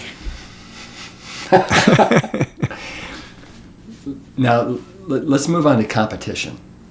And it kind of, I think, is very similar to entrepreneurship that you were just talking to, but I want to see if we can separate it out a little bit, because one of the things that I really love and respect about you is how competitive you are. You're about as competitive as anyone I know. I think you may be looking in the mirror, dude. Yeah, but what I'm wondering is, do you think that there's a level of competition where winning isn't everything, and we can remove ourselves and our ego from having to win all the time. Absolutely. I mean, I think part of there was a genre of books like the Zen and the Art of Tennis, and the Zen and the Art of Running, the Zen and the Art of Archery, or whatever, that catches that, where the competition is not an ego. See, the ego, let's say there's two kinds of competition. One is coming from the ego that just wants to crush other people and be the best, and actually rejoices in other people's failing, and it's the ugly part of competition. Yeah. But there's another part of competition that's not ego driven, that's the part of your soul, the part of your being that is attempting to go to this higher place, and the competition draws it out of us. I am a better pickleball player because I keep showing up on your Sunday events with players that are better than me. Mm-hmm. Time and time again, I lose. And I don't like that. The ego does not like to lose. But the more transcendent part of me, it's like, this is fantastic because I see myself getting better. Mm-hmm. I can do things I couldn't do before. And so I'd rather face that kind of competition because it pulls the very best that I have out of me and makes me a better person and a better player. So I think you got to see, where is the competitive instinct coming from? Is it the drive? Is an ego drive to just crush others and dominate them? That's not necessarily so healthy. But if it's the part of you that there's a part in us that wants to be transcendent, that wants to become more than we are, that wants to evolve, that's a beautiful thing. That's very healthy. Mm-hmm. So to me, there's two kinds of the competitive drive. This is another quote from the book. You say, competition, and I think this is regarding business, competition could be generative, and yet competition taken too far also had a dark side, like war. Yes. And then you say, in a letter to Debbie, you said, is competition something to transcend or embrace? I do not know yet. But I was very young when I wrote that. I do know that now. I can give you the answer to that. It's both. And I just described it previously. There's the healthy competitive instincts where your opponent is not, you don't hate your opponent's your friend. And you guys are in a mutual quest to become better. And competition helps us to become better. I'll give you a great example in the world of sports. The three greatest tennis players of all time played at the same time. Djokovic, Nadal, and Federer. If they hadn't had the other two, they wouldn't have been as great a tennis player as they were. All three of them were improving their games because of the fact, and I think at some level they all love each other because they respect their rival, who's in the same quest to be the very best version of themselves. And they became better because of that camaraderie of those. So I think that's a healthy form of competition. If you ever watch Federer or Nadal or Djokovic talk, they don't talk with a lot of ego. They talk with respect for their opponents and with admiration. I think that's a healthy form of competition. And I think those tennis players are great exemplars of that, in my opinion. This is a quote, and I'm going to say this is potentially a business philosophy that you had. You let me know when you hear this. What price will get the deal done? That was your first thing. And then second, am I willing to pay it? Find a number that can work for both sides, and that represents a win-win outcome. Later, I would learn that this is Warren Buffett's approach to deal making as well, and I carefully studied his thoughts on the matter. That's almost a complete philosophy of business and ethics, I might add, except I'll add the third win. A win-win-win is good for you, good for me, and good for all of us. That's truly what, if you tried to live your life that way, always looking for the win-win-win, it would be an amazing life. Most people think in win-lose, and they seek to get the better of the other person. And my goal, I learned early on, is if the other person's happy, then the relationship deepens, you have more trust, and you probably can do future deals. But if the person feels like they got cheated, Yeah. they tend to blame you that you screwed them in some way, and they seek revenge later on. So I've always thought the win-win-win. And when I say find the price that they're willing to accept, and are you willing to pay it? That's the sweet spot. And so that means I leave some money on the table generally. I'm at one point, some of my fellow Whole Fooders nicknamed me Generous John, because John is always too generous in these deals. He doesn't get the very best deal he could. And I guess I don't. But I get a really good deal for Whole Foods, and I get a really good deal for the other person, and we're both winning. So that philosophy served me well. Well, I like that, and I wanted to also kind of include it in competition, because I feel like that's a good form of competition. It's a healthy form of competition. I think it is, yeah. There's the game of negotiating, and I think that's a good metaphor. There is a game to it. It's like you're going back and forth. You want to get a good deal for your side, and you don't want to necessarily overpay. You don't want to be cheated. You don't want to pay more than you feel like you can. That's going to be good for your business. You don't want to be squeezed. But then I never felt good about using. I never used. If I had a lot of leverage in a deal, I still tried to do what I thought was a fair deal. I never tried to take advantage of the fact that we might have negotiating power here to get a deal that would be a loss for the other person just because I could exert power to do so. I think that would be crossing the line. It would no longer be a win-win-win. Let's talk about conscious capitalism for a sec. I don't want to go deep into it right now, but you have a chapter called The Best of Both Worldviews. And it's not something you coined, correct? Was it Muhammad? Yeah, that's the first time I think Muhammad Yunus is the one. I mean, I don't know if he coined it either, but that's the first time I became aware of it. Yeah. Through him. And I'm going to read a passage. Yeah. For a while now, I've been aware that it was hard for people to fit me into this narrow political and ideological boxes. I sold natural foods, practiced meditation, espoused veganism, and wore hiking shorts to work. I love all that. I believe business should be informed by love, serve a higher purpose, and benefit all stakeholders. And yet, I pushed back against compulsive unionization.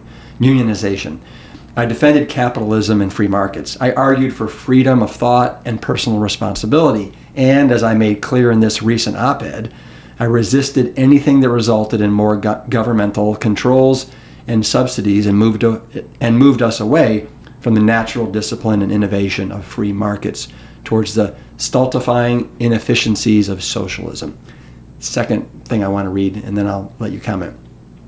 As a result of this exploration, I felt like I had finally found an intellectual home. In its spacious halls, I could be a rationalist and a mystic. I could champion free markets and meditation.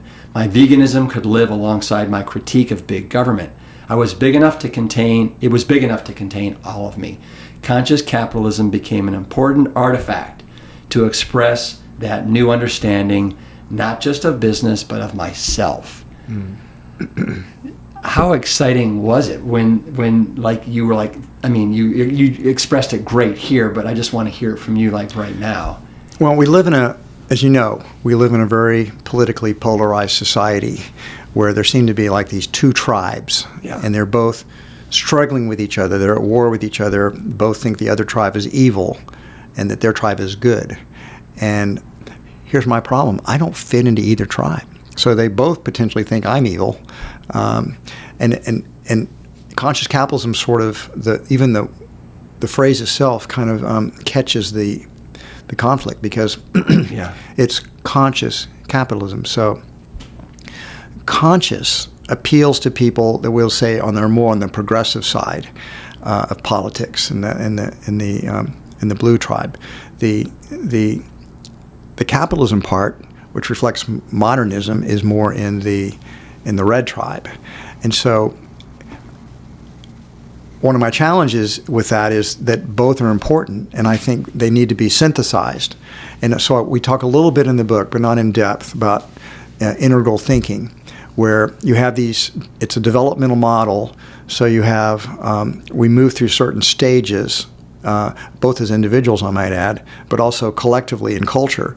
So there are there are three major stages of development that exist, and there are more than that, but there's three big ones.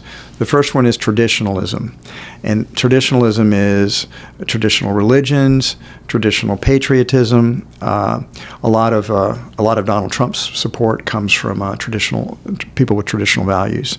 They are churchgoers, and they love America, and they are usually conservative in their political beliefs.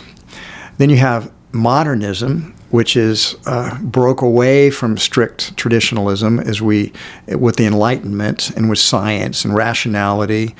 And so associated with modernism is capitalism, generally, science,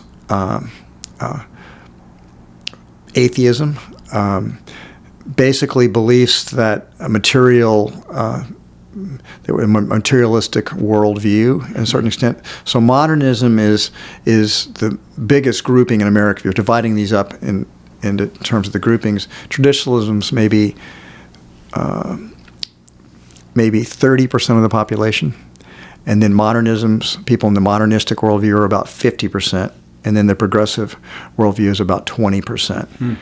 So progressives have fewer people, but they happen to be the ones that can control education, control journalism, control the arts, media, things like that, so that they punch way above their weight class, you might say. So conscious capitalism is a very intentional attempt to synthesize all three of these together, so that they all are important. And the integral, which I try to take an integral position, that what are the best qualities of traditionalism? Let's keep the best qualities and get rid of the worst qualities. What are the best qualities of modernism? Let's keep those and get rid of the worst qualities. What are the best qualities of progressivism? And let's keep those and get rid of the worst ones. So it's synthesizing the best of each of these worldviews, you might say. And I think that's the way ahead for America, is eventually we haven't had an integral leader. We've had traditional leaders, we've had modernist leaders, and we've had progressive leaders. But we've lacked that individual who can be an integral leader, who can appeal to all of the tribes. They'll be uncomfortable with some of the ideas, but they'll be comfortable with since they're articulating the most important values of each of these tribes. People may not be completely comfortable with them, but they'll be comfortable enough to say, well, he gets us or she gets us. Might need to be a very conscious woman that can be that unifier. But I do think that person hasn't arisen yet in a political sense, that has an integral view. And that could be because generally politicians they're not at the cutting edge of cultural evolution. They tend to be followers.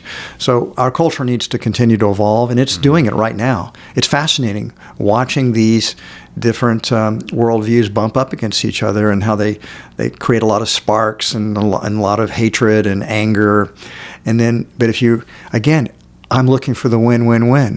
How can all of these different tribes, all these different developmental stages, how can they all win? Because it's not like if one wins and the others lose, that's going to be a very bad situation. We'll end up in civil war. Instead, we have to be able to embrace those differences and celebrate the beauty in each one of them. I mean, one of the challenges is that, for example, the progressives, they mistrust capitalism, and they mistrust free markets, and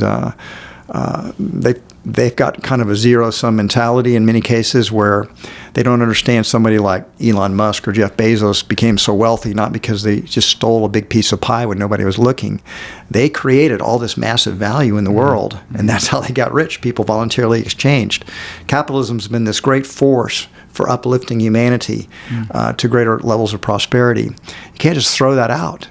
And I sometimes think that's what they want to do, and that would take us backwards. So they have to embrace part of modernism, recognizing, yes, we need to also care about the environment. We need to do what we can to lessen inequality. We need to do to eliminate racism or any kind of patriarchy. All that stuff needs to be tossed that's bad things in the past in traditionalism and modernism. They need to be overcome. But the good things that came from modernism and traditionalism those need to be embraced. Mm-hmm. So the progressives in some ways are cutting edge at this point in cultural evolution.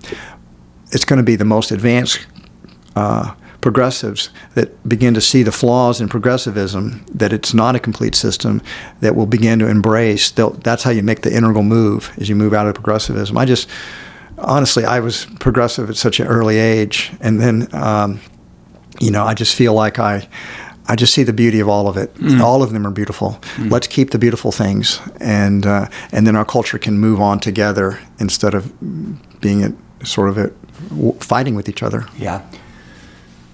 A couple weeks ago, I spent a couple days out at your ranch for Sports Weekend. Sports Weekend, baby.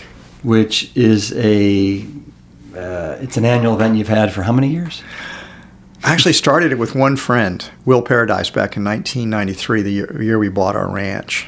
And so Will and I did it, just the two of us. You'd love it. He's like us, Rip. He's such a competitive guy. He and I competed in basketball. We competed in cornhole. Yeah. We competed in ping pong. Everything we had. No pickleball back then, but tennis. And we had so much fun. We said, let's invite a few friends next year. Yeah. And then the few friends kind of grew, and I think we had, 230 people this year came. Yeah. My point in bringing that up is it's incredible what that has turned into. And I've been going for about 14 years. But to me, it's such a... it represents to me your sense of love, community, acceptance, traditionalists, modernists, progressives, because you have such a hodgepodge of everybody that you invite. All are welcome. Yeah. And so that to me, I just want to say, based upon your answer there, that... You know what's interesting is how well they all kind of represent different parts of myself and different parts of Deborah. They all get along so well, even though they may be in different tribes. They're not talking about their differences. What they're seeing are the beauty of each other. And that's the way you transcend this. Don't focus on the differences in people. Focus on the things that are beautiful about them. Concentrate on that. Don't judge them for the way they're just different than you. So what? They're different. That can be a beautiful thing. Instead, see what you have in common. See the things that you share. Love those things about each other.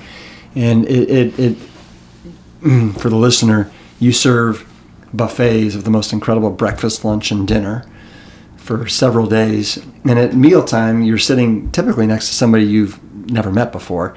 And the greatest way to start the conversation is, how do you know John? Or how do you know Deborah? And that always is a great way to kick it off. It is. It's fantastic. Let's talk about the chapter, you call it the Amazon Solution. Yep. I'd like to start by reading a little paragraph from your book. This is after you guys went out there, you flew out there and you guys had a meeting with them. Did they like us too? I was hopeful. All the signs pointed in that direction. Could we turn this whirlwind courtship into a lasting union? I had nurtured Whole Foods, my proverbial child, my baby, from her infancy. I'd watched her take her first steps, held her hand as she entered the adult world, and looked on with pride as she slowly grew into this mature, thriving business. Was I now ready to let her go, to marry her off to the richest man in the world? How did you manifest this whole Amazon acquisition of Whole Foods? Well, you have to step back a little bit. So we had the shareholder activists. Remember, there's so many different events that led up to the shareholder activists. JANA Partners, yes. Yeah. But some other things that made the activists be interested in us. But so it's in the book, so I don't need to talk about it now. But we needed a solution. And that's in the chapter Evolve or Die.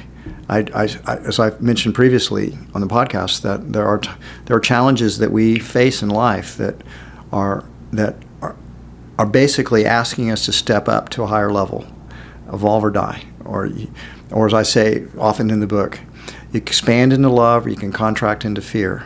And when you're being attacked by activists, I can tell you, the temptation to contract into fear is very powerful. And it was all it could do for me to continue to expand into love. And I did have some sleepless nights. I did have some fear. I did contract into fear. But difference is that I'd remember, oh, right, I don't have to go into fear. I can go into love. So I wouldn't stay in that negative space for very long.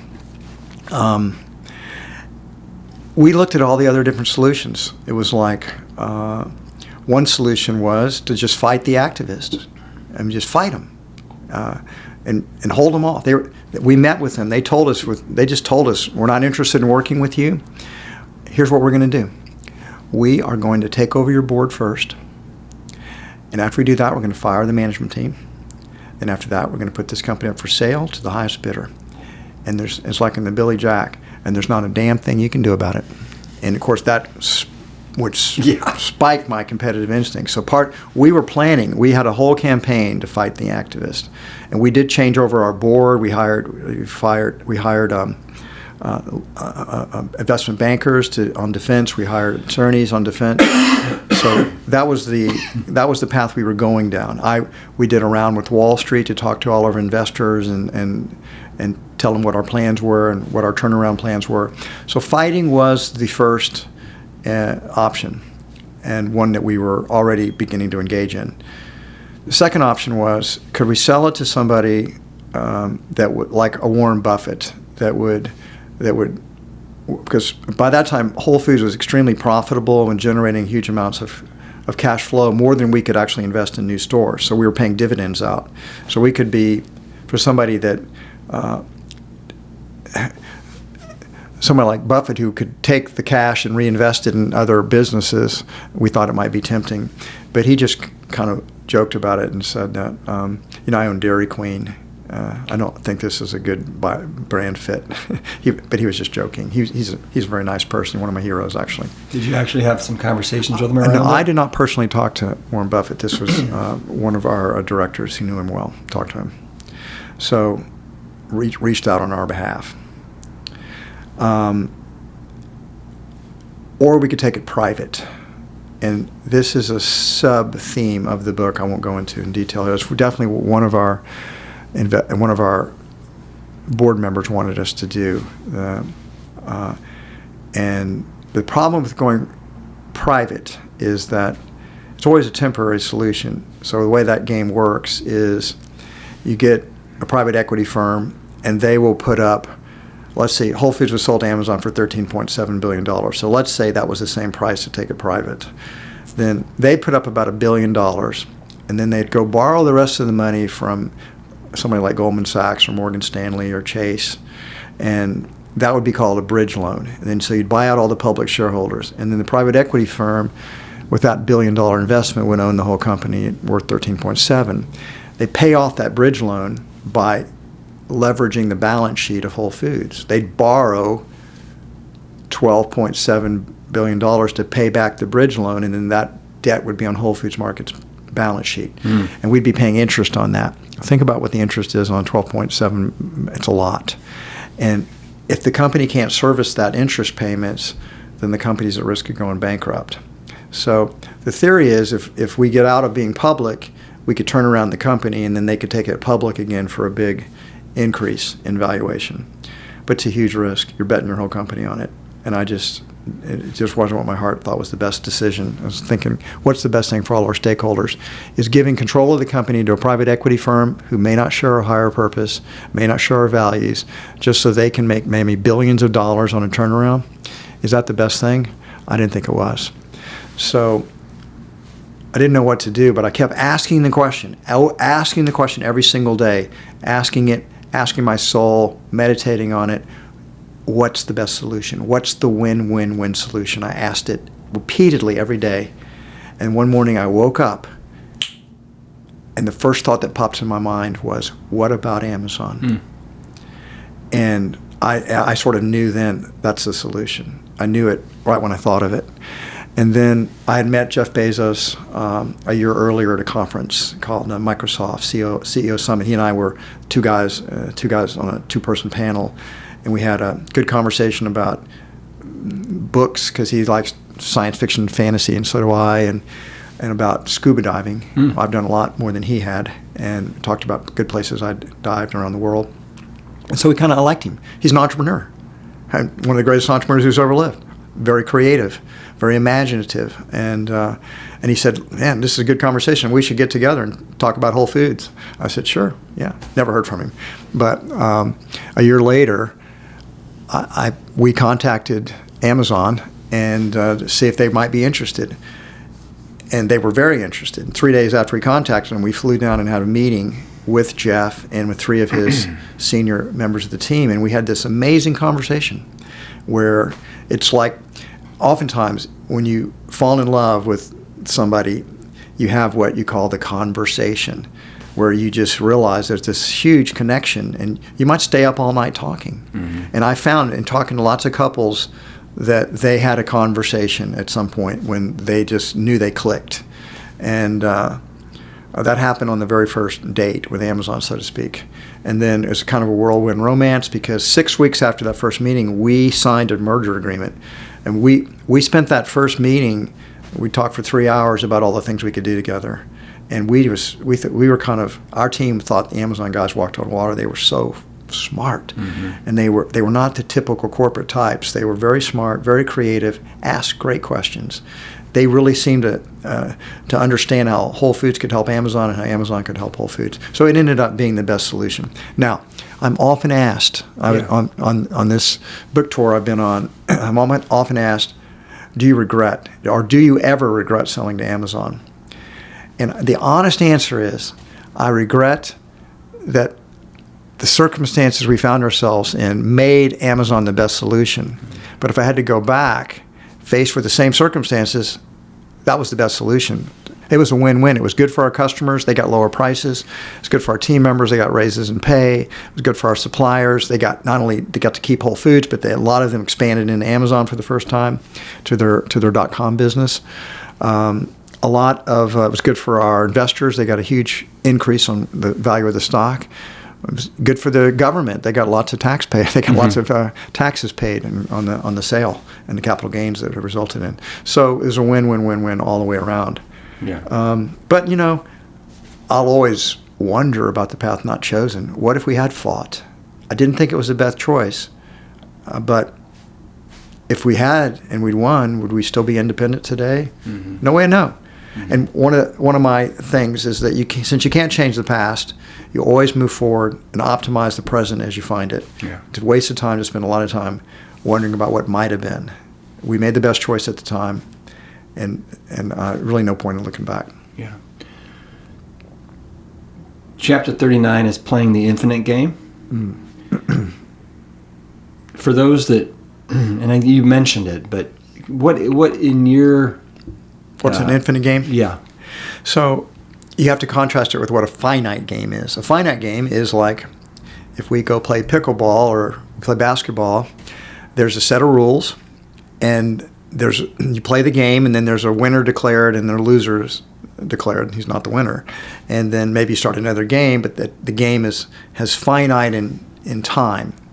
And an infinite game is not finite in time. An infinite game can go on forever. So some examples of an infinite game are, life is an infinite game. DNA is replicating over and over and over again with no intention to ever stop. Now, of course, technically it won't be an infinite game, because eventually the sun will go supernova and the Earth will be destroyed. But probably by then DNA will have gotten off the planet and gone to other star systems. So the game goes on. Maybe eventually the universe will collapse. But anyway, the point is, it's a really long time. And an infinite game is a game where the players may change, but the game itself goes on. And business is an infinite game. Business has been played. And theoretically, a company like Whole Foods could be an infinite game. It could last, maybe not infinitely, but the point is, it doesn't die just because I've left it. It's continuing to live, even though the founder, the co-founder, and the longtime CEO has retired from it. The game of Whole Foods goes on. So an infinite game, and I feel like the new business that I'm co-creating, Love Life, I intend for that to be an infinite game. So it's a game that it doesn't. Players change, The participants change, but the game itself continues. And capitalism is an infinite game. It's continuing to evolve and develop. As new businesses are created, other businesses die, but the capitalism itself is continuing to innovate and create. We could destroy capitalism. I mean, it didn't exist for a long, long time because you have to have economic freedom. People have to be able to create and innovate and trade with each other. And if you want to stop capitalism, you don't let people innovate any longer, and you don't let them trade with each other, and it'll die. But as far as people want to make continued progress in the world, capitalism will be dynamic, and it'll be an infinite game. So, is that a good explanation?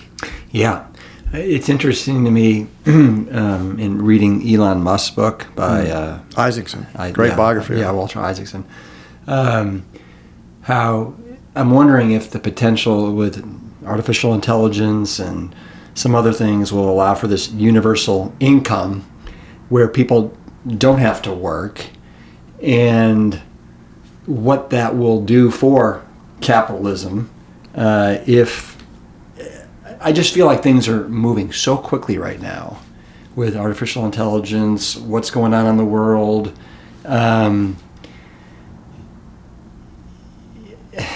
Anyway, I don't know. I don't think anybody knows what the next 10, 15 years hold. When people ask me what's going to happen in the next 10 or 15 years, I usually go back in 10 or 15 years in the past and look how the world has changed in the last 10 or 15 years. Or even better, if you go back 20 years, it's like nobody had a smartphone. Now nobody can leave home without it.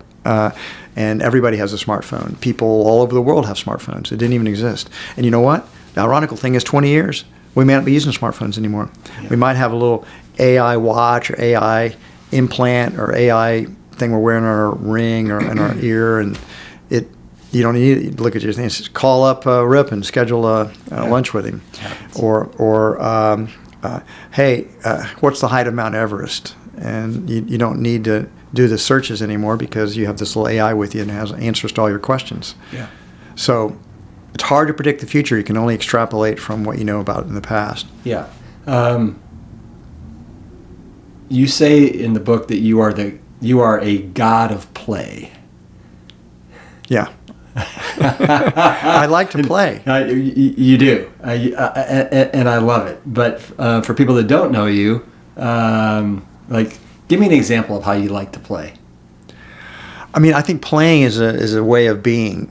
I have a playful attitude as I go through each day. I love children. You see me trying to connect with your kids, and they weren't having too much of me, but I still like them. I still want to play with them. It's not just the games that you play. I mean, I try to play games every day, but it's just more or less, I think it's a mental attitude of a spirit of fun and spirit of adventure. I say life's an adventure. Business is an adventure. It's an attitude I try to bring to, if not each moment, certainly every day, multiple times a day. And I do play a lot of games. I just like playing almost any kind of game. Yeah. It's fun. And so I like to do things that are fun. Yeah. Business is fun. It's hard, but it's fun.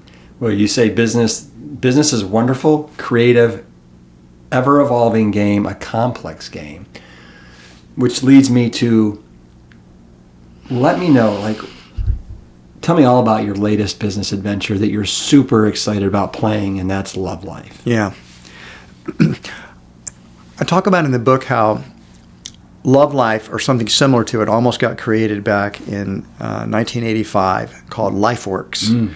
And it was going to be this, it was expressing the consciousness part of my life. It was going to have breath work in it, something that's been I cannot recommend breath work too highly for people. It's a way to have a transcendent experience without taking a psychedelic or having to do meditation. If you'll do the breathing, it's very powerful. We were going to do a center called LifeWorks back in 1985 that had meditation, breathworks, consciousness bookstore, and all kinds of ways for people to help people to spiritually develop, you might say. Mm-hmm.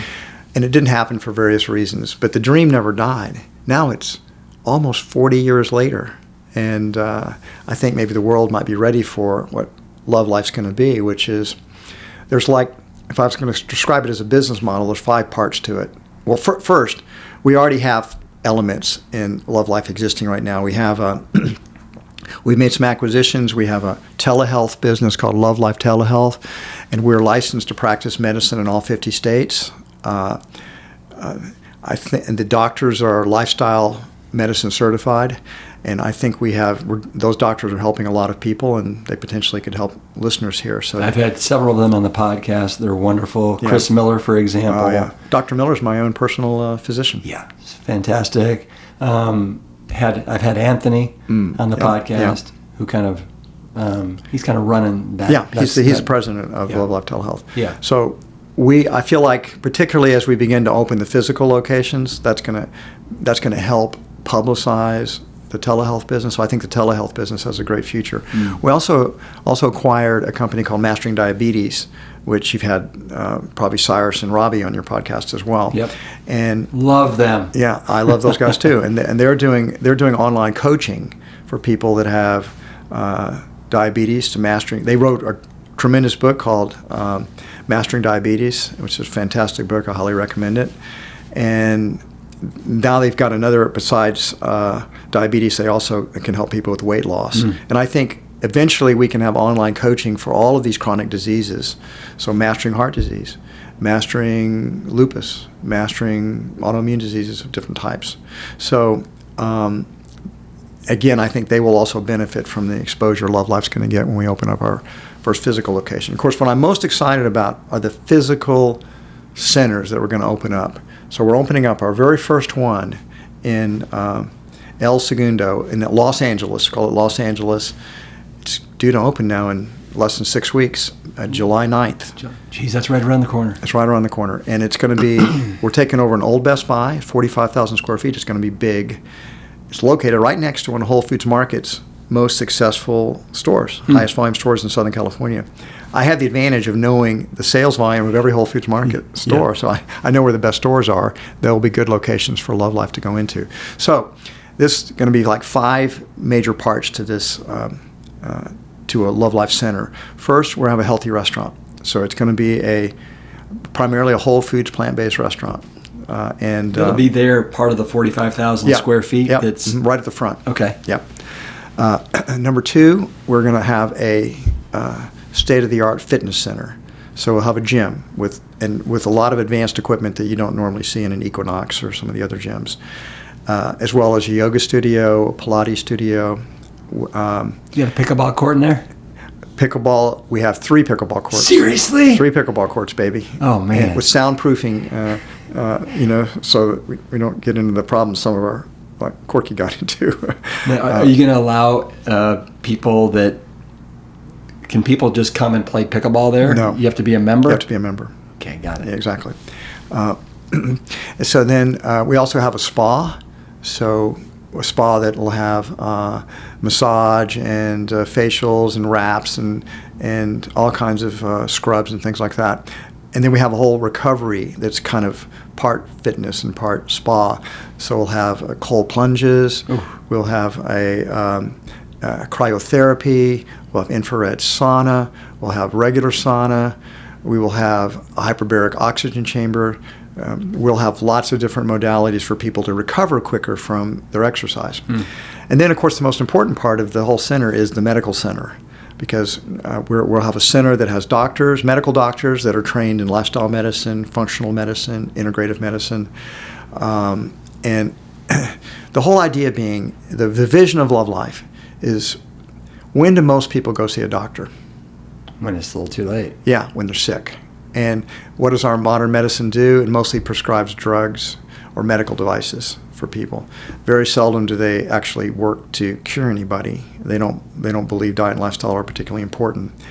So our vision is to have people come in, do testing, do an assessment, so we can find out through the testing where they are on the health. We're all on a health spectrum, and we'll find out where they are, and then depending on where they are, we can recommend certain paths they could go down with us. One path would be a healing path. If they have diabetes, or if they have an autoimmune disease, or they're obese, we can put them on a healing path and work with them to heal those conditions, reverse them. So if they have heart disease, we know your dad done work. You can not only prevent it, but you can reverse it. So then another path would be, which would appeal to someone like you, is what we call maximum performance. So to get you to peak out at whatever that might be in your physical, emotional, and spiritual health. Somebody that wants to go to the max, wants to become absolutely as fit as they possibly can be. We're there for them. We're going to have that kind of training going on. But others like myself, who are a little bit older, notice I put you in the maximum performance. There's a longevity category. So people that are, say, aging Xers and boomers that are looking to live as long as possible, as healthy as possible. So it's partly about extending their lifespan, but also extending their health span. If you ask somebody, do they want to live to be 100, they generally say, no, I wouldn't want to be. I don't want to be decrepit. It's like, well, if you could live to be 100 and feel like you feel right now, would you want to live to be 100? Yeah, absolutely. Okay, well, that's what the longevity program is going to be about. And then finally, we have a concierge program that want people that want 24/7, 365 medical care all year round. They'll get everything that Love Life offers. So that's kind of it in a nutshell, but there's a lot more to it. There's a lot of complexity to it. Is there acupuncture and stuff like that? Yes, chiropractic, acupuncture, Ayurvedic. That's part of the integrative medicine. And there'll be physical therapy.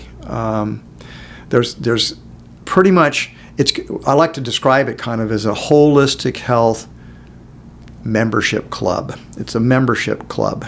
And we think we're also going to be doing, it won't surprise you, we're going to be doing breath work there. We're going to be doing meditation classes. We'll be doing yoga classes. And yes, when they legalize psychedelic therapy, we'll be doing that there too. Well, you've been working on Love Life I've been working on Love Life my whole life. Yes, you have. You have, haven't you? Yeah. Well, congratulations on having it come to fruition. Thank you. And I'm very excited about it. Yeah, I'm excited for you. I can't wait to support in any way that I can. I want to read another passage. This is towards the end. This is the last paragraph of the book before the appreciations. Unless you want to read it, the creation and growth of Whole Foods was. I'll read it. Yeah. Last two paragraphs. Yeah. The creation and growth of Whole Foods was a delight to be part of. Others will continue moving that ball down the field. But I'm not done with business. I'm not done with pursuing my own higher purpose. I'm not done with this wondrous, infinite game of conscious capitalism. I'm on a new adventure now. I love being back in startup mode again, free from the shackles of bureaucracy. Love Life called me forward, beckoning me back onto the field with a new opportunity to create, to risk, to play, to learn, to evolve, and to grow. Another chance to choose love over fear, to pursue innovation and contribution rather than settling for stasis and limitation. Will it succeed? I honestly don't know. It still might be ahead of its time. But it's what my heart calls me to do. It's what makes me feel alive, exuberant, and young in spirit. Another wonderful game to play. Another beautiful vision to bring into reality. New worlds to create out of nothing. Let us love. Let us create. And let us play. Again and again and again forever. Love that. Love that so much. All right. Love Life. I want to come full circle now to the psychedelics. Yeah.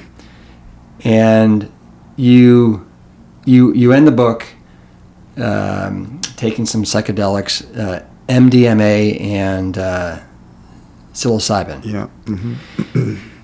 And at one point, this is when you're kind of going through this guided meditation or guided spiritual journey. Thank you. Guided spiritual journey. She suggests that you look in the mirror right. at yourself. And so I want to read And you say, when I did so, it was as if I met myself face to face for the first time. And without thinking, I told myself not to be so hard on myself, to lighten up, to forgive myself, and to love myself. Now I want to read page 391 from your book. And that is here.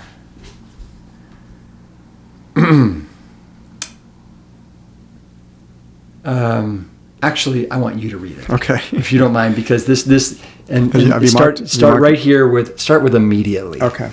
Okay? Yeah.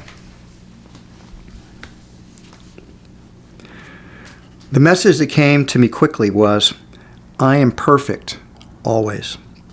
Immediately, I rejected that statement as preposterous. I knew I was very far from perfect, but there it was anyway, accompanied by powerful, energetic releases. I saw that there was nothing that I need to do, nothing that I need to strive for. I just need to be in my heart. The perfection, I realized, is in my heart, in my core being. For the first time in my life, I felt unconditional love for myself, for all of life, and for God, all wrapped into one. I cried for a very long time. A tremendous weight lifted off my soul. Just one point out, this was actually not on a psychedelic journey. This was my final breath work. That's how powerful breath work was. Breath work released all of this. Now, this was so for context for this was I did this guided spiritual journey back in the summer of 2022. It was just 2 months before I retired. And I wanted to go through a guided spiritual journey because I was leaving Whole Foods behind. That was a really difficult decision for me to make. And because I love Whole Foods so much. But I knew it was time for me to go. But it was still difficult. And I wanted to go through this spiritual experience, to help me let go, but also to help me see what was next, to see, am I making a good decision here and what's next? So that was 5 days. And all 5 days I did breath work every day. On 3 of those days I did psychedelic therapy, different combinations of psilocybin and MDMA. And those were very powerful as well. And I had that when I looked in the mirror and had that experience. That was on the psychedelics. But that final one that I just read was breathwork alone, and it was the most powerful experience of all. And I actually thought after my last what we call a ceremony with the psychedelics, I thought, I'm done. I'm cooked. I wanted to go home. But my guide, she said, you made a deal. You said you'd stay for the whole thing. You need to trust the process. You're not finished yet. I said, I think I'm finished. I want to go home. She said, you made a deal. Stay. You have to trust the process. I stayed. I did the last breath work, and wow. Yeah. That blew my mind. It was incredible. I love how deep you're willing to go on so many things. It's rare. It's rare. I have no idea if it's rare or not. I find it to be rare. Yeah. I mean, maybe in your circles you have other people. I hang out with. It's like hanging out with really good pickleball players, and you think I don't think I'm that good, but it's because you're playing with pros. Yeah. So I do hang out with some pretty conscious and awake people, Yeah. like my wife, for example. Yeah. You've met Deborah, and she's. I always tell the joke that you remember how we talked about have authority issues. I just can't take orders very well. I just never have. Entrepreneurs have a problem with that. And so I can't really take a guru on. I could never take a spiritual teacher on. And so the universe tricked me. My wife she's just the most loving, kind, awakened person I've ever met. And I married my guru. I didn't know she was my guru until later on. Although I say in the book, the very first time I met her, my heart told me that she was far more conscious than I was, and that proved to be true, and it's still true today. And feel very, very blessed to be connected with her. Yeah. She's helped me so much. Yeah. I'd love to finish by asking you just a series of rapid fire questions. Yeah. Let's do it. What is your perfect smoothie? half vegetables, half fruit, and some flax and chia seeds. Do you consider yourself an introvert or extrovert? When I was younger, introvert. Now I'm split. Do you have any mentors besides Deborah? My father. Yeah. I call out several mentors, I think, in my appreciations. So that Professor Bob Solomon was a mentor. Yeah. And people like your dad was a mentor. But the books that have influenced me, they end up being mentors for me as well. I mean, 'cause I take those books very seriously, and the people that write them end up being kind of my mentors. But in actual people, probably Deborah, my father, the two biggest influences on me. We haven't talked much about it, but one of your greatest loves is hiking. Long distance backpacking, baby. When did you learn to love that?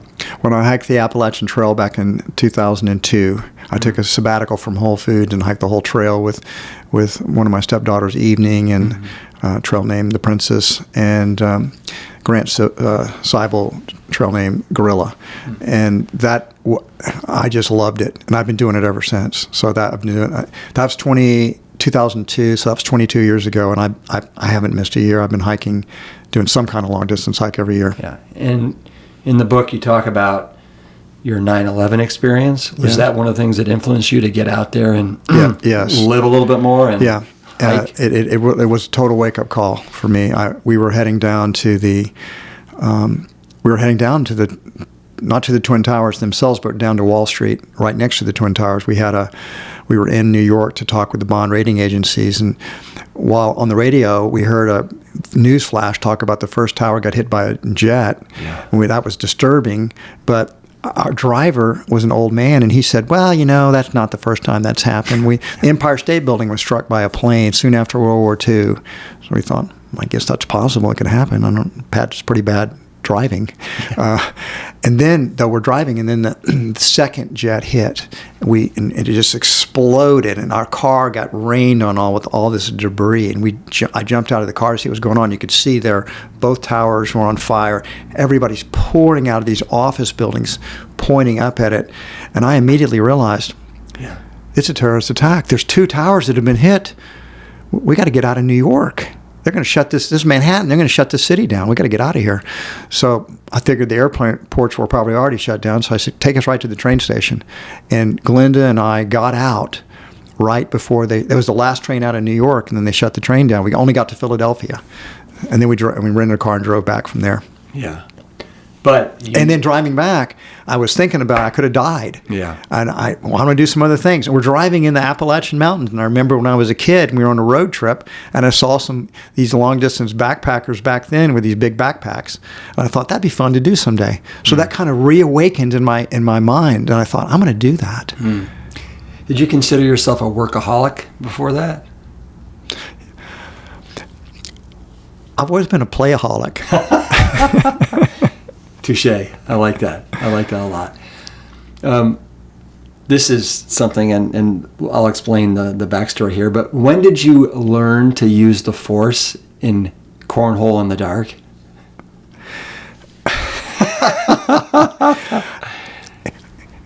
I've learned that in any game, whether it be pickleball or basketball, I've watched the greatest players that play these games, and what they all can do is when it gets really at the crunch time, when it's winning time, they focus in. Their concentration goes to the deeper level. And so I can't always pull that off, but I'm always telling myself in a close game at the end, focus, John, focus, and dial in. And so you're talking about at Sports Weekend when we were playing Cornhole in the Dark and nobody could see the thing, and I kept knocking them in one after another. Well, it was more than that. Jimmy Carter and I had you and Ian down 18 to 6, and you came back. We couldn't even see the cornhole for the most part, but you knew exactly where it was, and you to win it, you got 3 in the hole in the pitch dark. Yeah, it was unheard of. I mean, the ability to if you can really dial into the moment, let go of all the thoughts and fears. It is kind of the Force, in the sense that you are sort of that's the zen in the art of archery or whatever. You're just, you just feel it. You just know it's going to happen. And it's you know what? It's that flow state. I was in a flow state. Flow state is when you are really one with your activity. I knew they were going in. I know. Yeah, I know. And you would say in before it actually hit the board. Yeah. Because I could feel it. Yeah, that's cool. What's your favorite sport to watch? Football. I think football's a fun spectator sport. I love to watch football. I also love to watch basketball a lot. That's really my favorite sport, the NBA. Yeah, you've been keeping up with the absolutely, series right now? Of course, absolutely. You rooting for? All my teams have lost. I was rooting for. Well, no, I like the Celtics. I'll be rooting for the Celtics, but Minnesota. But I'm rooting for Minnesota, but I was rooting for Denver. I have a home in Boulder, so I like those Nuggets. Yeah. I was hoping they would win. I would have been rooting for them against anybody else. What's your favorite sport to play? Pickleball. Now, when I was younger, it was basketball. Mm-hmm. You're a pretty good disc golfer too. Yeah, I'm a shadow of how I used to be. Yeah. So as I've gotten older, my strength is not what it was. I can't throw it as far, so I don't enjoy it as much. Well, you need to get out into love life. And, I know. We need to get a love life in Austin so I can get strength training in more consistently. Do you love your Apple Watch? I do, absolutely. It changed my life. It got me off alcohol over 2 years ago. Explain that. Well, I have an app on the Apple Watch called Auto Sleep, and it tracks my sleep. I sleep with my watch and charge it in the morning when I get up, and I've learned so much from it because it tells me about not only how long I sleep, but my quality of sleep and how deep my sleep is. And I started to notice that anytime I drank even one beer or one glass of wine, my deep sleep went to zero. I got no deep sleep, and my total sleep would drop about an hour. And I did numerous experiments because I actually liked alcohol, and I didn't want to give it up. But the facts were so clear. Every time I drank, no deep sleep. And then I began to realize, wow, maybe I should just stop drinking. And so then the question became, do I want to sleep well or do I want to have a drink? Yeah. And the answer so far for over 2 years has been I'd rather sleep well. Yeah. But I'll hold out the possibility there might come a time when I'd rather have the drink, but so far it hadn't hit me. What does your friend, our friend Dan Buettner, think of that? Dan is he's not about to give up drinking. And it's one of the pillars of the Blue Zones. It's one of the pillars of Dan's Blue Zones. But he's still fun to hang around with, whether he's drinking or not. Yeah, no doubt. How long do you want to live? In this body? Yeah. As long as I can be of sound mind and healthy and having fun. What do you think happens to us when we die? The best way I can describe it is with a metaphor. Again, we so identify with our egos and our bodies. That's who we think we are. So we're very attached to when we die that, some of the body will be resurrected and the ego with all its memories and everything will survive. I think of it a little differently. So like, I'm going to go home tonight and I'm going to take off my clothes and I'm going to hang them up or put some of them in the dirty clothes hamper, and I'm going to go to sleep because I'm not my clothes. When we die, we hang up our ego and our body, and don't think anything more about it because it's not who we are. We're something far beyond that, and that's what each person will remember. Oh yeah, I remember now. This is I'm dead, and you'll see. Right. We will see, won't we? For sure. The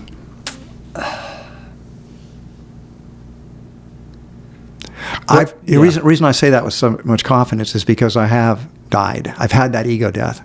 I was obliterated. I didn't exist any longer for who knows how long that was. Time was meaningless, and guess what? Poof, back again. What does the perfect day look like for John Mackey? The perfect day would be a day I couldn't quite tell you what it would be because it would be full of surprises. If you know what's going to happen, so that's the perfect day for me. It'll be a fun, joyful day with a few surprises. And if I rephrase that question, what would be a day that I would really enjoy? Right? It'd be one where, first of all, I do exactly what I want to do all day long. So. No, I don't have any social obligations that I have to live up to, no expectations, no duties, just what I feel like doing in the next moment. That'll be a good day for me because it'll be a fun day. I'll be playing that day. I'll be reading. I'll be eating super healthy, whole foods, plant-based food. I'll be with Deborah. It'll be beautiful. Probably I'd visualize it being at my ranch, going swimming and going for a hike, maybe driving in to play pickleball with Rip and the gang. But it would be shared. It wouldn't be solo by myself. Deborah would have to be there, and maybe I want to be with some friends too. And it'd be some kind of fun, playful adventure or something.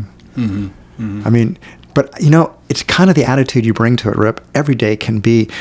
One of the things I learned from Dan that I like to say when people say, "How's your day going?" It's like Dan says, and now I say this: "It's the best day of my life." Yeah, it's a good saying because if you say that, you think that, you're giving the possibility for it to actually manifest. Yeah. So I like to think this. People say, "How are you doing?" Fantastic. Couldn't be better. I want to thank you for sitting down and having this conversation with me. It means a lot. And what you have brought out to the universe with the whole story, I cannot recommend it highly enough. It is, I think it's your masterpiece. Thank you, Rip. So far. So far. And I wish you so much success with Love Life and continuing to always play like a god, because you are a god of play. Thank you, Rip. You know what? I've got such great people to play with at Love Life. Yeah. We're having fun. Whatever the outcome is, we'll let it go to the universe and play and do the best we can. Great. So I will see you, if you're in town, Sunday. Yes. 9:30 pickleball. I'll be in town, and I will play pickleball on Sunday. Hey. Yay, bro. Keep it plant strong. Yes, keep it plant strong. All right. Love you. Love you too.